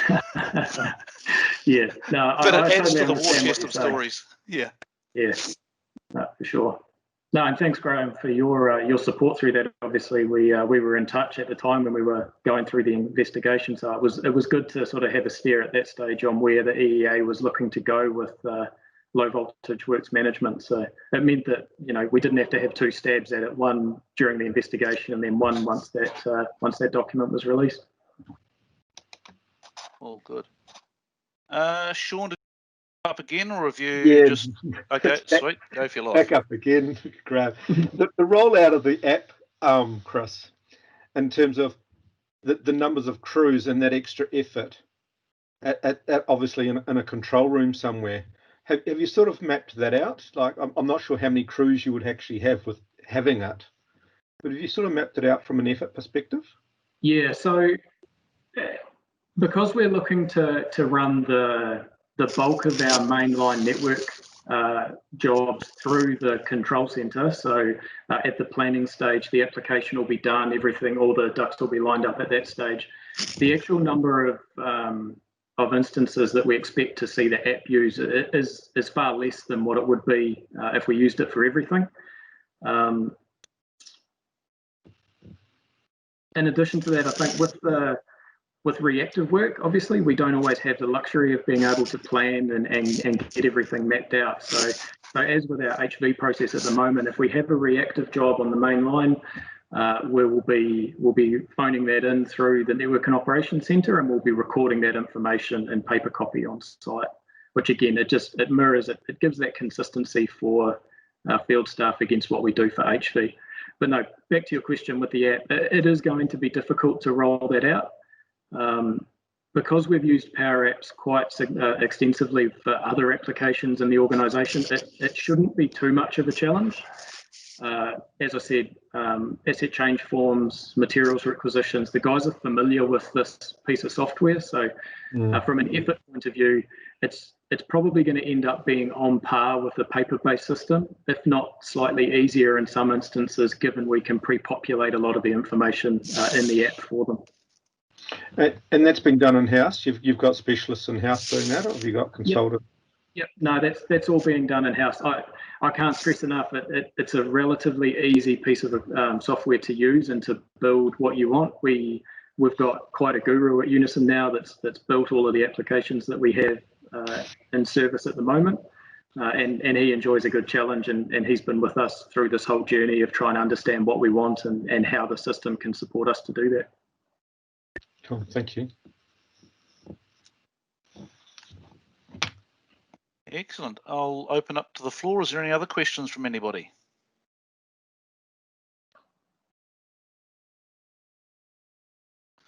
Okay, so you won't be the final presentation on LV Works Managed, but a self-promotion here. There's going to be another one next Thursday around another company doing a rollout of very much the same sort of thing. So there'll be some different questions, no doubt, and some different answers. So, you know, look forward to sharing some notes and getting other questions on that. So, Chris, thanks very much for sharing the incident and the learnings from this incident. It's really much appreciated that you've come along and presented today. So, thanks very much. Not a problem. Thanks for having me. Anytime, mate. Anytime. Okay, welcome back, everybody. It's just before 2 o'clock, so I'll take the opportunity to introduce Angelique Fraser, who is going to present on Stay Live and give us an update from that working group. Angelique is the qualified in reliability engineering and safety management a number of years ago, and has worked across the globe, predominantly in the oil and gas industry. Her current role is leading the health and safety operation for Trustpower throughout New Zealand and Australia. So Angelique, I'm hoping that you're ready, and we'll pass over to you. Yeah, fabulous. Thank you. Thanks. I'm going to have a go with the Teams here. I'm usually a Zoomer, so stand by. I hope I get the clicks right. So I'm hoping you're seeing a PowerPoint with my name on it, Trustpower and Stay Live. Can someone give me a yippee? Yippee, we are. Thank you very much. Yeah, fab. All good. Well, yeah, good to start. Yes, please. Yeah, fab. Great. So yeah, thanks so much for the introduction. And yeah, as you say, I am the Trustpower Safety and Wellbeing Manager, but also the chairperson, chairwoman, chair of Stay Live. So it's a great privilege to share with you the fabulous work that Stay Live has been doing and continues to do for our industry. So yeah, so Stay Live was founded in 2011 by New Zealand's 5 largest generators. You can see them, find them on the screen in amongst all those other names. So we continue to meet since then, and we've been joined by a number of new organisations which are bringing us some fantastic perspective, ideas, and sharing their safe working practices with us. So there's quite a gamble of people in that lineup. So this group meets every 6 weeks, and the purpose is, yeah, as you see it on the orange box there, collaborate and share learnings within our industry, drive material change and sustainable improvement in health and safety for, yeah, all our people across the electricity industry. So look, in early work with Stay Alive, we did a reasonable amount of benchmarking of performance. So looking at our good old lagging indicators and seeing how we compared to each other. And that's just been something that as a group we've done less and less of, and we've just focused more certainly on sharing experiences and how we can collaborate together. So it's, I guess, just been a bit of an interesting change in shift in thinking. So in addition to representatives every 6 weekly, we also have working groups from within our organisations, which are bringing areas of interest, expertise and experience together as working groups and collaborating really in areas where we see promise. So I'm going to take you through some of those working groups today that we've been tackling recently, and really warmly invite you to dive into the Stay Alive website and take a look at some of the artifacts that these working groups have produced. So with the working groups, of course, we recognise that different organisations are very definitely at different stages on their journey, and indeed some of the working groups really don't apply to some of the members, but we always find that perspective is interesting and that never prohibits participation in the working groups. So yeah, any of the members can chip in and learn a thing or two about what's going on in the industry. So within these working groups, of course, some of them relate to really raising the bar in a particular subject across the industry, but they also might just be a group of us getting together to say, well, what do we see as a common understanding around a particular part of health and safety, and just sharing what we're doing. So there's a couple of different spins to it. And ultimately, we recognise as a group that we need to think about who our current and future stakeholders are, and that these who are sourcing our artefacts, sorry, and that of course we should be making sure we align with them and continually improve the quality of the work that we put together.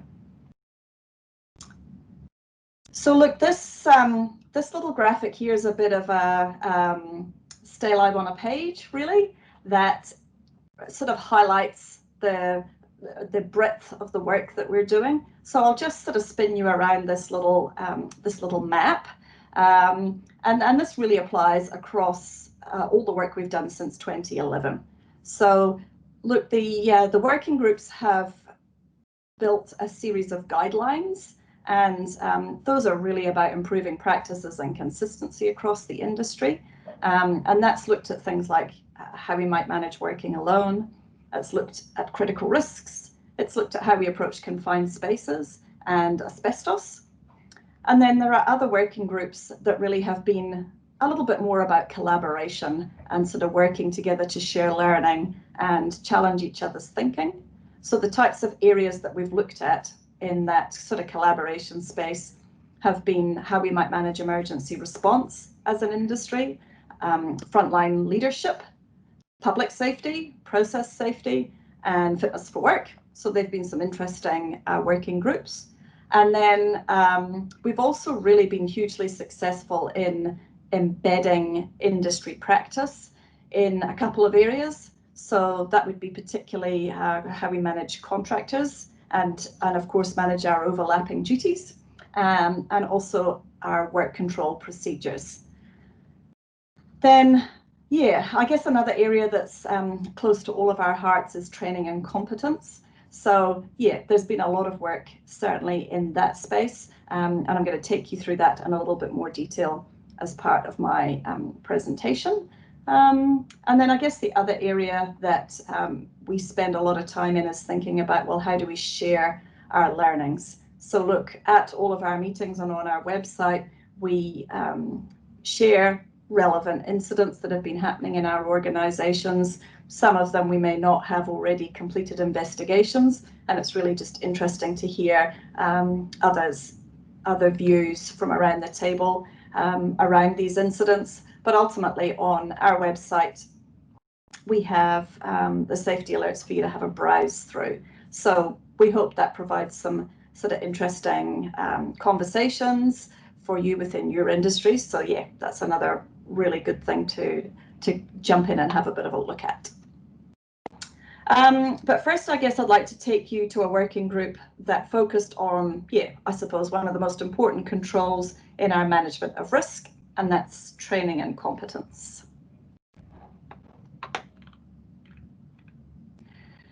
So look, training and competence was an early area that the Stay Live members saw immediate benefit in gaining an understanding and alignment of how we operate in this space. So in 2017, the first guidelines were developed, aligning to a model introduced to us by Transpower, which contemplated this work-ready kind of theory, knowledge, skills, and work-capable, that sort of practical application. So one of the early developments were some competency matrix. This is a tongue twister, this lot, a competency matrix. And certainly within that, you can see highlighted training, qualifications, and then sort of recommended refresher frequencies, unit standard references, and then sort of other experiences we were having and thoughts we had around those training. So that was the sort of first element, that work ready and having that aligned. And then moving into the work capable, where we are demonstrating that sort of practical application. The working group back in 2017 prepared a series of sort of worker and assessor questions that would allow an endorsement of that competence. So these have been pretty useful artifacts that have been helpful, certainly in aligning us as an industry, and I hope they've been providing sort of valuable understanding for our contractors to know, well, you know, I hope these guys are all thinking the same thing about training requirements. Indeed, so contractors and others working with us don't find themselves with differing standards between generators. So a pretty fundamental thing to align on, and something that's certainly been successful. I guess the working group has stayed formed and continues to think about what training and competence is looking like as the landscape's changing. And two really exciting areas of development that the working group's has been investigating for us is what they've called development of capability and verification of competence. So I will take you through those two concepts next. So look, this is again the work ready concept, which leads us into work capable, supported by those questionnaires. And this brings us to a point where we have individuals who are working within their personal capability. So as a PCBU, each of our businesses have an obligation to understand the level of training and competence an individual has, and then to accordingly assign them tasks within that. And then I guess over time, as our individuals get exposed to more and more application of that training and the competence, they grow. And then over the period of the training, and as you come into looking at the expiry time, there's an obvious question to ask there, and that is around how much exposure have you had to that competence. Now, someone who uses work at height equipment or enters confined spaces day in, day out is in quite a different circumstance to someone who perhaps over the 2 or 3 year period has only entered a confined space once. So we feel that it's relevant to treat those people differently, and this sort of validation of competence concept has been developed, which pretty much says if an individual can demonstrate regular and auditable exposure to a competence, then indeed their revalidation or recertification only needs to include a shorter update on any sort of legislative changes and then a practical assessment. So there's a shorter, more efficient process to head through to if someone has had regular exposure to that competence, and then if not, if they've only been in one confined space in 3 years, it's better to cruise on through and do a full refresher with that theory and practical, and then cruise on back up to being work capable within your own context.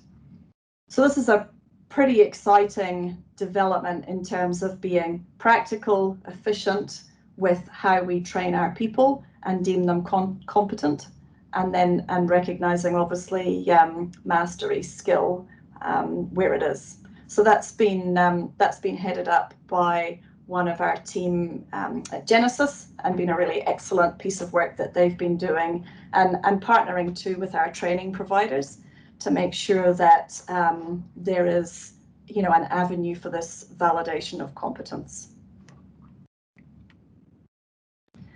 And then really taking the next step from the training, we jump into the sort of training records and record management, which is always pretty challenging. So look, I'd like to share some slides from my colleague Jared Bowler at Genesis. And Jared's been involved with Stay Live for about 8 years and really has been instrumental in developing the training matrices I've just spoken about. But after 2017 and issuing of those guidelines, Jared's taken a step in another direction, indeed to look at our training records, and is taking the industry, as he describes it, from checkbook to pay wave. So he's been looking at, with the working group, replacing the old green book that's commonly used through the industry to record our training and competence to a card-based system. So taking you up just to this corner here, if that's helpful in amongst this this busy slide. The concept, I guess, that's working through this one is that training records unique to an individual are stored in the cloud, and there kind of exists, I suppose, multiple opportunities for parties to access that training material. So you as an individual load your training into the cloud, but your organization can access that, as can principal organizations or others to see your training. This training has been validated by primary training providers.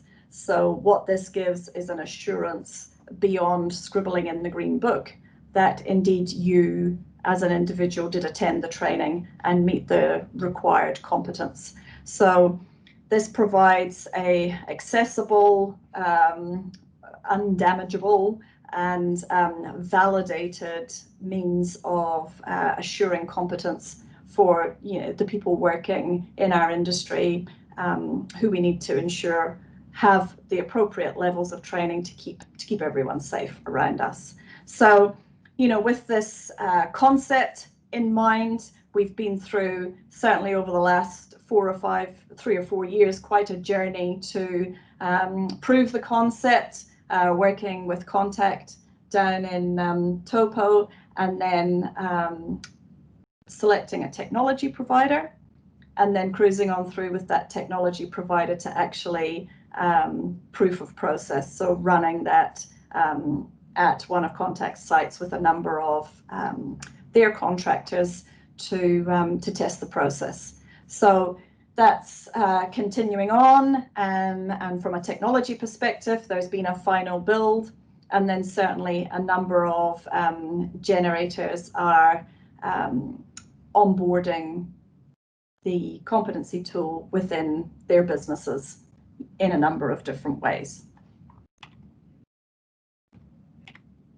So it's certainly phased with asset owners sort of jumping on board and getting data into the cloud, and then sort of following on from that, it'll be definitely available for contractors and training organizations to jump in and of course do that validation that's important, and then have our contractors and wider through the industry aligned and using this tool. So really excellent in terms of integrity, in terms of its reliability.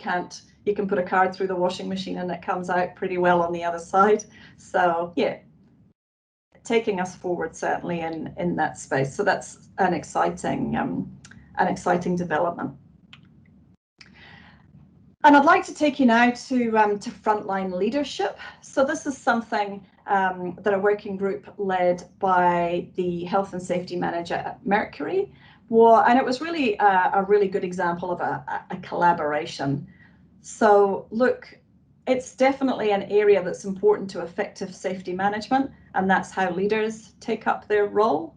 So this guidance was developed through a series of interviews with great safety leaders nominated by the Stay Alive representatives, and it basically gathered up their attributes and then developed a set of kind of self-assessment and reflection questions for individuals to consider. For individuals to consider in their journey to becoming great safety leaders. So this leadership guideline is on our website, and again, that's something that can be a useful artifact for people within your business to pick up and grab and say, well, do I display these characteristics and attributes, and how can I get better at that? So what does that look like for me in my organization, and how can I work to be better in this space? So some really great recommendations. There's some great stories from across our industry talking about these the nominated safety leaders that we have through our business. So some great reads and some inspirational people in there. So definitely worth a look. And look, something else that we've been collaborating on is certainly the ISO 45001. So look, this is something that's just popping up throughout our industry and health and safety generally in New Zealand as really a common understanding of how we can gain assurance on our health and safety practices. So this standard is really the centerpiece for work we're collaborating in around public safety and around how we work with contractors. So this group looking at how we might align 45001 to our obligations under public safety. And this is certainly a very, I suppose, interesting area that a lot of people want to be involved in, so that we're doing one review of our own systems and gaining some good understanding of, our maturity across our overall safety management system, but also meeting our public safety requirements. So that's definitely an area that if you're interested in understanding where we're going with that, give us a shout, because I think there's a huge desire across our industry to make sure that we only have a positive impact on our communities and the public at large. So we're looking to do that in a manner that's authentic and is the best for our public. And then similarly with working with contractors, look, the construction industry has given us a bit of a head start in this space, and you may be familiar with an organization, Chazans, which has been established through WorkSafe, and their Totika scheme, which is essentially I guess a mapping or an assurance of various pre-qualification schemes that are out there for us to engage with, and bringing those back to how do they align to ISO 45001. And again, that sort of central assurance that whether it's a pre-qualification scheme or whether it's different safety management systems, when we know that they're aligning back to 45001, we get a level of comfort that that all the appropriate boxes have been ticked, for want of a better expression, in the old audit world. And then I guess another area that that I'm sure a lot of you will resonate with is that asbestos is still kicking around and alive and well, lurking in our power stations and panels and boards and things. So look, a number of us were working in different places and spaces in asbestos, and this just seemed a really good place again to do sort of more of that collaboration and bringing together what we've been doing. And look, this exciting working group really took us in a new direction for Stay Alive, excuse me, and produced a bow tie to bring together the areas in which we can be exposed to asbestos and some of the controls that we should be expecting to see. So this is a really useful tool to have a bit of a look at. And they also pulled together I think around 40 shared learnings. So there's an ebook which highlights where we have found asbestos within our industries, or our organizations, I should say, and then sort of a little bit of understanding to give you or the readers somewhere to start when you're thinking about, well, have I really captured all the asbestos? So, you know, the vinyl flooring, certainly the more coloured the better, has either within the vinyl matrix or the backing traditionally been a place to find asbestos lurking, and again, as an insulator and within electrical panels, it loves to hide in and around there. So yeah, plenty of useful sources of information in that one. And then the other thing that the working group pulled together was a maturity model.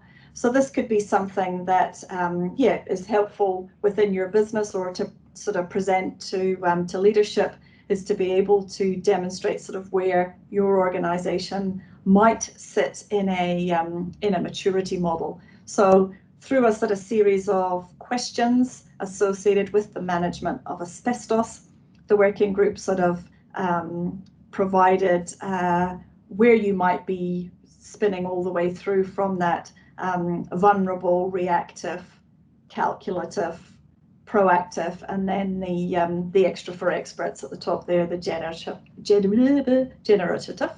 So yeah, again, a useful guide, and look, a little bit of a different spin on things, and yeah, and great to just have your own sense of where you are in your journey in that maturity model. And yeah, as a different way of looking at improving your health and safety. Yeah, and then lastly, the last working group really that I wanted to just give a mention to was the work controls.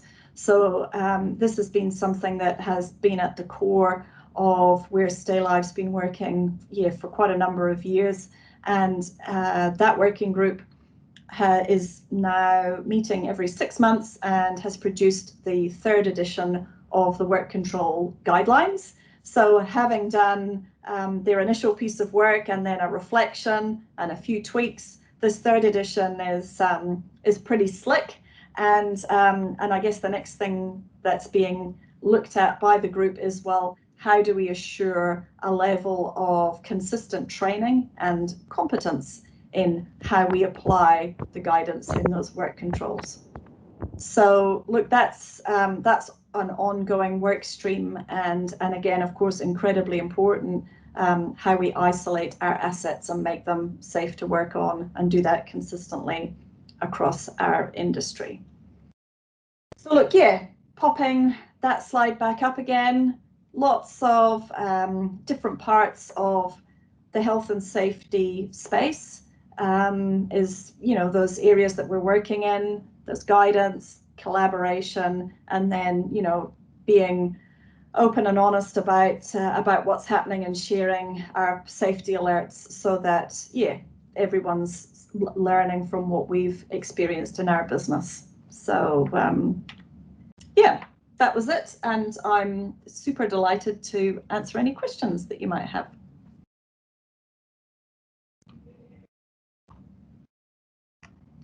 Excellent, thank you. We'll open the floor for questions if there are any.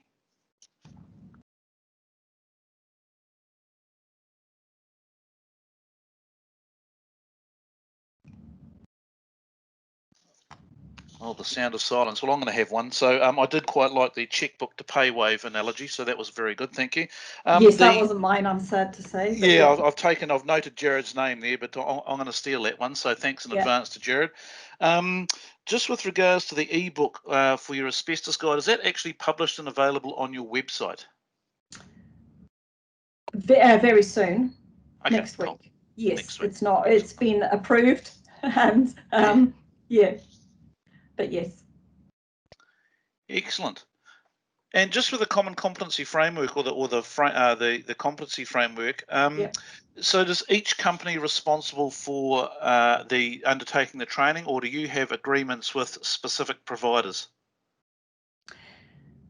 So most of the training is to a unit standard. So what we've agreed on is which unit standard feels right for us in our industry, and then again that sort of refresher frequency.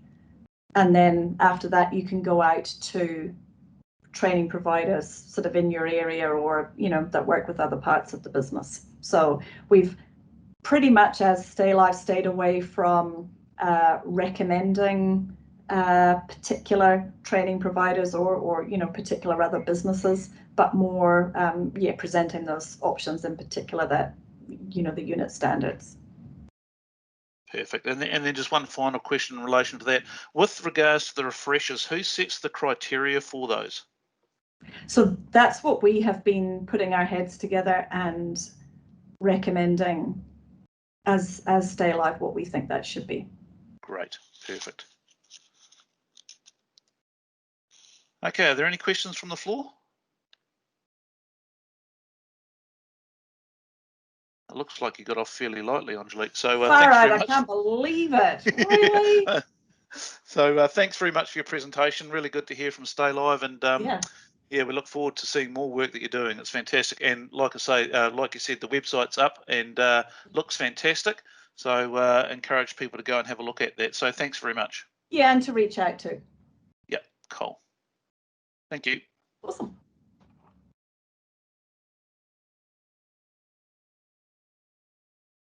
Okay, so if you could just stop sharing. Wonderful, thank you very much. And is Rob McCrone on board? In the absence of anywhere else to be, Graham, I'm right here. Oh, excellent. So I've got no bio to introduce you, so I can make it up. Is that okay? Go on. Excellent. I couldn't do any worse. Yeah, well, I'm sure you could do a great job of introducing yourself. Rob is working with the EEA and is the project manager for the SMEI and doing a wonderful job leading us in that direction and working diligently with James and all the people behind the scenes. So, Rob, you're going to talk about the future operating model of the SMEI, so I hand over to you. The floor is yours. Right, just like everybody else, I guess. I can assume that people can see the slide set. Yes, thank you. Yeah, excellent. It's not that interesting. Right.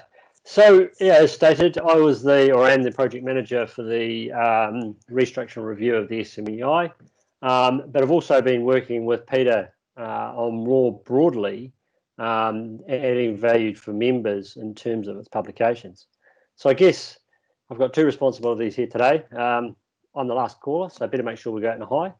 But I've also been entrusted, and it's probably no small thing, with actually discussing with you the future of the EEA in terms of its knowledge management. So big thanks to Peter. While I progress, it's quite informal, but what I'd like to do is also answer some of the questions that were posed by Hayley. But what I'd like you to take a note of in this session is, and I want you to think about, is how can the EEA add value for its members through its publications? So I'm hoping that we get a little bit of feedback on this at the end.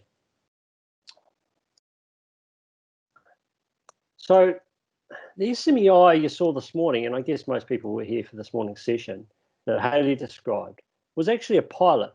So it's a pilot project which was largely shaped by reflection and discussion within the SFPG, the EEA, and around various meeting tables. The project is in itself, well, I guess it reflects, it was aimed at the SMEI because of its status within the industry and the fact that it was quite convenient in timing insofar as that it needed to be reviewed. Not to mention the fact that it was notoriously difficult to navigate and was quite frankly, from my perspective, a prime candidate for digitisation. While we were thinking about this, we also were considering that how could we add value to the end user through digitisation and how members would use it and if they even wanted that value. We had a look through various options for this and we came up with what we've looked at as considered the knowledge network.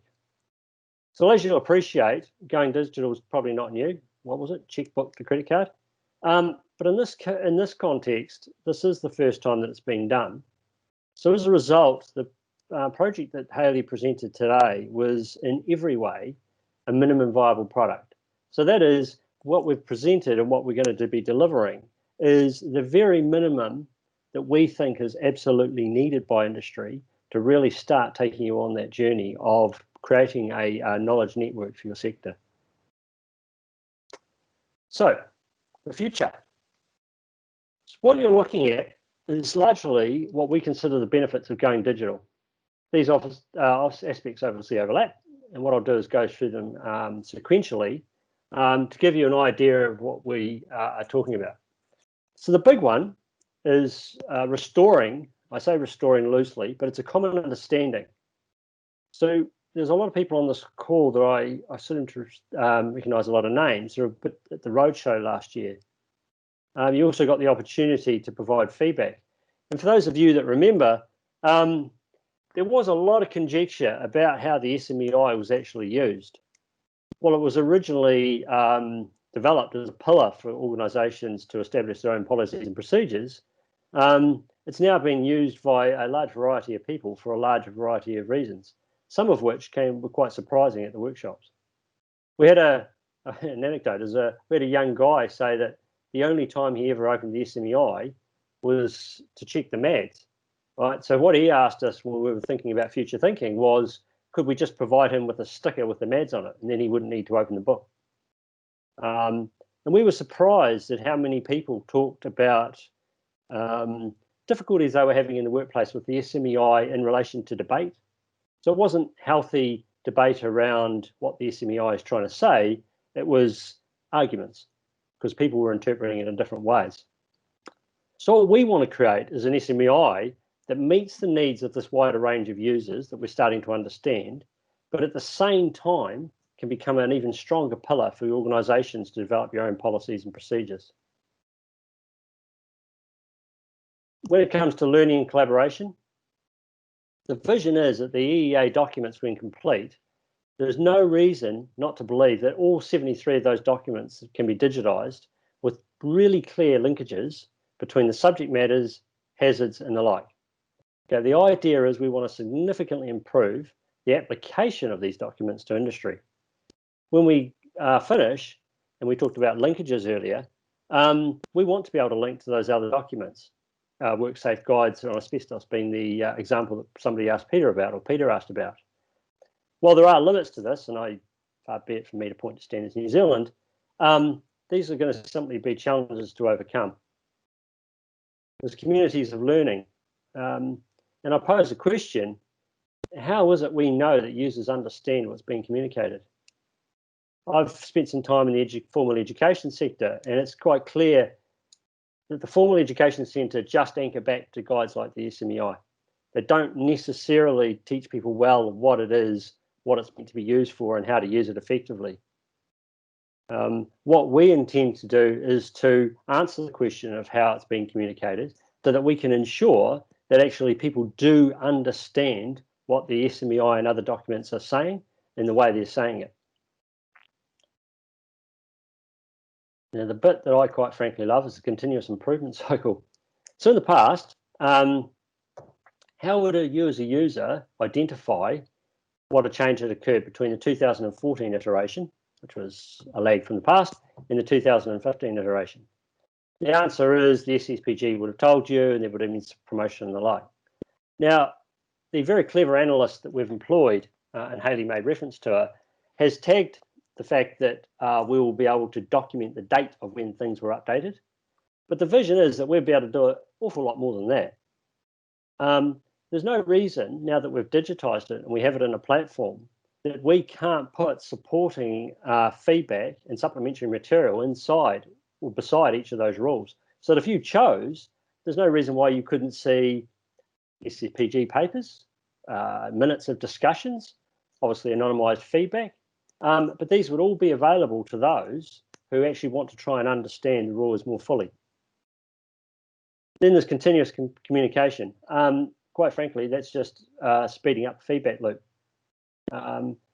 It's effective at the moment, but it doesn't make it quick. And of course, when we did the workshops, one of the key outputs with that was people had provided feedback in over the years, but they weren't really sure where it had gone. Now, the EEA has a fairly robust process at the moment, and we're not going to go away from that. But what we do want to do is speed it up, and we'll be able to do that once it's digitized. And supporting information. So I've personally, when we're doing the workshops, for instance, heard of people that say that their policies and procedures were way more advanced than the SMEI, right? And I guess that's to be celebrated. That's good. But we need to make sure that there's others that are out there that aren't, and even those that are, but we need to make sure that they've got the ability to check and recheck that what they are doing is consistent with the SMEI and is aligned with really good industry and best practice. So that's the future. Not hard to achieve. It will take some time. But what we've done is we've gone on a journey this year, or starting last year, and we seek to improve on that. So first thing is we're going to do is we're looking at introducing licensing. So sometime, it was a while ago now, Peter gave me the data from people that had bought the SMEI. I looked at it and went, wow, that's interesting, and gave it to an analyst who was much cleverer than I. They're also a strategist. And what we said to them was that the EEA is in itself, it's not a publisher. It's not there just to sell books. It's a membership organisation. And what we should be doing through the sales of those books is encouraging people to participate as a member in the EEA and as in the SMEI and other documents as a body of knowledge. We finished that work, and an even brighter person called James did some work and discovered that there was actually a fundamental tipping point where if you're a big organisation, that if we introduced a licensing regime where an organisation would buy a license for all of its staff rather than buy individual books, then a lot of those organisations would actually make savings. And likewise, if you're an individual, it would be better off, an individual would be better off joining the EEA as a member so that it had continuous access to what is going to be a growing body of knowledge. Now, the pricing for this is obviously not confirmed, certainly above my pay grade. But as I say, the EEA is not a commercial publisher. So the drivers were to improve the value and ultimately to encourage membership so that the revenue that was gained is actually able to be reinvested back into the platform and the content to actually create better value. Adding content, well, that's going to be fun. If any of you have seen Graham and Sam build his tiny house, you'll know that the chairman of the SSPG is not scared of making videos. And it's that type of approach that we want to start introducing to the SMEI. We want to be able to use the SMEI and other documents from the EEA as pillars, but communicate them in new ways. There's a lot of young people out there who get handed the SMEI when they get their PPE on day one. And we want to be able to engage with them earlier through some of the really fundamental material, but communicate it in a new way. We also want to digitise other publications, and the Line Mechanic and Cable Jointer's Handbook is but one. And it's a classic example of where the EEA can build the knowledge network to be really valuable. Okay, I've read the Line Mechanic and Cable Jointer's Handbook. I have to be honest, I didn't understand it all. But when I look at some of the content, I've seen other documents written in other places that cover aspects like the broader view of how the electricity industry in New Zealand works, where we could simply link to those documents and those resources rather than have to recreate our own. And we can do that on a continuous journey. And that's the intention. So we'll start with the line mechanics handbook, and I'm sure Peter's got a plan for all 73 of his documents. But what we would like to be able to do is to bring in other documents from other publications.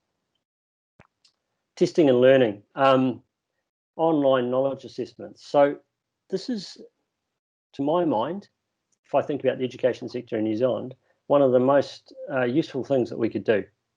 So we've got the SMEI as a digital document now. We're going to be providing additional support around that and additional links and additional documents. There's no reason that they can't link this to a learning and assessment tool. Now, the EEA is not going to be a private training establishment, right? He wants to be. Peter's a wise man. He'll never enter that space. But that's no reason that he can't support training activities through standard setting of assessment, particularly when it comes to assessment of documents that the EEA, that looks after industry's knowledge, provides. Right. For those of you that were at the workshop, I'll answer the when question that somebody asked Hayley. So this here is an overview of the EEA, the SMEI project. We had work stream 1, and that was about the platform. We're well on our way to doing that now, and Hayley's shown you some of that today. Work stream 2 was the restructure and review. Now that was a massive piece of work done by the SSPG, Graham, Hayley, Kay, and we're almost there. The idea is that we set up the SMEI knowledge base, we put that online, and then we start the continuous improvement cycle. The continuous improvement cycle is planned because there's already a backlog of material to add the meat on the bones of what's called the minimum viable product that will be delivered this year. And after that, we have a new work stream about learning support, where we will look at basic training standards. And fortuitously, I say that sort of loosely, last year our analyst had nothing to do. So she was alone at home and she built a competency matrix for the SMEI. Now that's only in draft, but what it means is that we will have something in the future when we're looking at a business case for the EEA getting involved in that training standards and supporting learning. So when we'll get there. It's been a huge year. The delivery of which the SMEI inside the digital platform is due to occur this month. I have quite a lot of confidence that it will be delivered. We have some very clever people working on it at this stage. And the idea is that we will go live and then we will be working with industry to help people understand how to use the online tool. For those of you who want the detail, user testing of the platform, some of you may be involved, actually starts on Monday. Learning and support, SMEI content competency framework's been done. It's been done in draft at least, hasn't gone anywhere, it's just sitting there. And of course, the EEA board, bless them, will need a business case to support learning and support. Because quite frankly, we don't know if anybody actually wants it. We just know that it'll add an awful lot of value.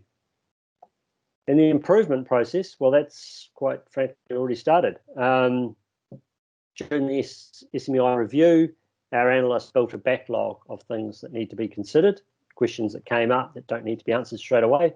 And I believe there's already one rule that's gone up to the SSPG or is going to the SSPG for consideration. And it's an example of what we want to do is to document things that need to change, get them to the SSPG, get the SPG to discuss and consult, and then we can take that material, and if we do make a change to the rule, then that can actually be embodied within the rule or not, or wherever it's what's ever happened to it, inside the digital SMEI. So that was really fast because I did note the time. So questions, Graham, or anybody, in terms of what this means for your business and the value the EEA provides?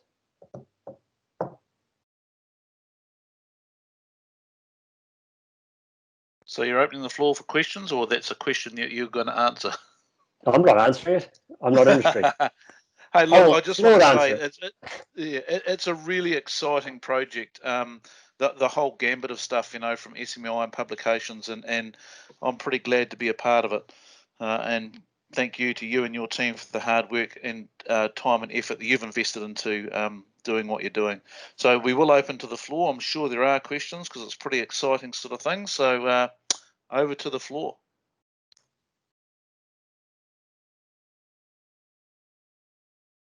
Unless your messaging was so good that they don't actually have any questions, Rob. My messaging's terrible, so I'm guessing no. Or they're still trying to decipher what you said. So I'm sure there are a question or two.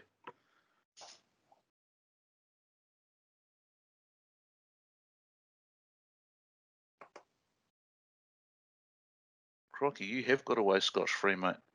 It's the end of the day. Yeah, it is the end of the day. End of the day, end of the year. Okay, all right. Well, it doesn't look as though there's anything forthcoming. Oh, hold on. Did I see a hand up then and go away? Oh, Peter, of course. Good, Pete. Thank you. Thanks, Graham. Yep, I've got it. Yep. Thanks, Graham, and thanks, Rob. I mean, from my perspective, this is really quite a critical piece of work. And I think Rob has, in a sense, put the challenge out to the industry around how we can add more value in terms of safety performance within your business. He's outlined what the challenges are, and I really hope you'll all take the time to think about how we can use this platform to help you do your work. And I think the other bit is clearly old people like me don't necessarily think about what the coming generation is going to require. And I think one of the things that would be good in terms of feedback from the industry is to get some understanding of how our new learners and our young people in our industry want to use documents and a knowledge platform like this, because they are going to be using it for a long time further ahead than what I am. So really, if you're going to be talking to your people about this knowledge platform, ask some of young people what they're looking for. So, Graham, thanks for the opportunity to say that. Excellent. My pleasure. Look, it doesn't look as though there's any questions coming forward, Peter, so we'll pass over to you for some closing remarks for the day.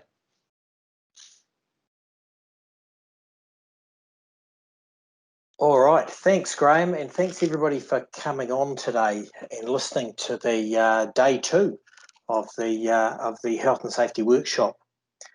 I'm just going to start with some of the really good presentations that we had this afternoon. I think what Chris has highlighted in terms of the incident that Unison had is that we've got an opportunity now at the front end to start to understand the safety implications of distributed generation, either well put together or not well put together. We really need to understand the challenge that that's going to provide for our industry around keeping our workers safe, and I suggest also keeping our public safe. What Chris highlighted out there was, to me, was a key area around better planning. And I think that's really important going forward, that we actually don't just think about this in terms of what the people in the field will do, but around how we can better plan these activities, which we know are going to occur in terms of the type of work, and really getting a good understanding of the risks and how we need to manage those risks going forward. So, Chris, thank you very much for what I thought was a really enlightening presentation, and I look forward to hearing from you again once you've started to roll it out and how successful it's been and what the challenges of rolling this out has been. Because I think it's always good to justify why we make changes, but actually going from work perceived to work performed is always a challenge in any industry. Angelique, thank you for your insight into the work of Stay Live. EEA is one of the partners in Stay Live, and there's a lot of cross-communication and exchanging of ideas around the work program that Stay Live has put in place and its application across the wider industry. Stay Live is a very useful tool for the wider industry to use. Not everything is directly applicable to everything that every part of the industry does, but there's an awful lot of common challenges and common issues there. And we really appreciate the professionalism, the support, and the engagement that Transpower brings. Stay Live brings to the work of the EEA. Rob's really thrown down another challenge, and I think from an EEA perspective, this is an exciting opportunity to support EEA, not just in terms of SMEI, but in terms of actually how SMEI and our other documents can improve safety performance within the industry. So Rob, thank you very much for your presentation, and I really look forward to those of you who are online today giving us some feedback. So we've now got through day 2.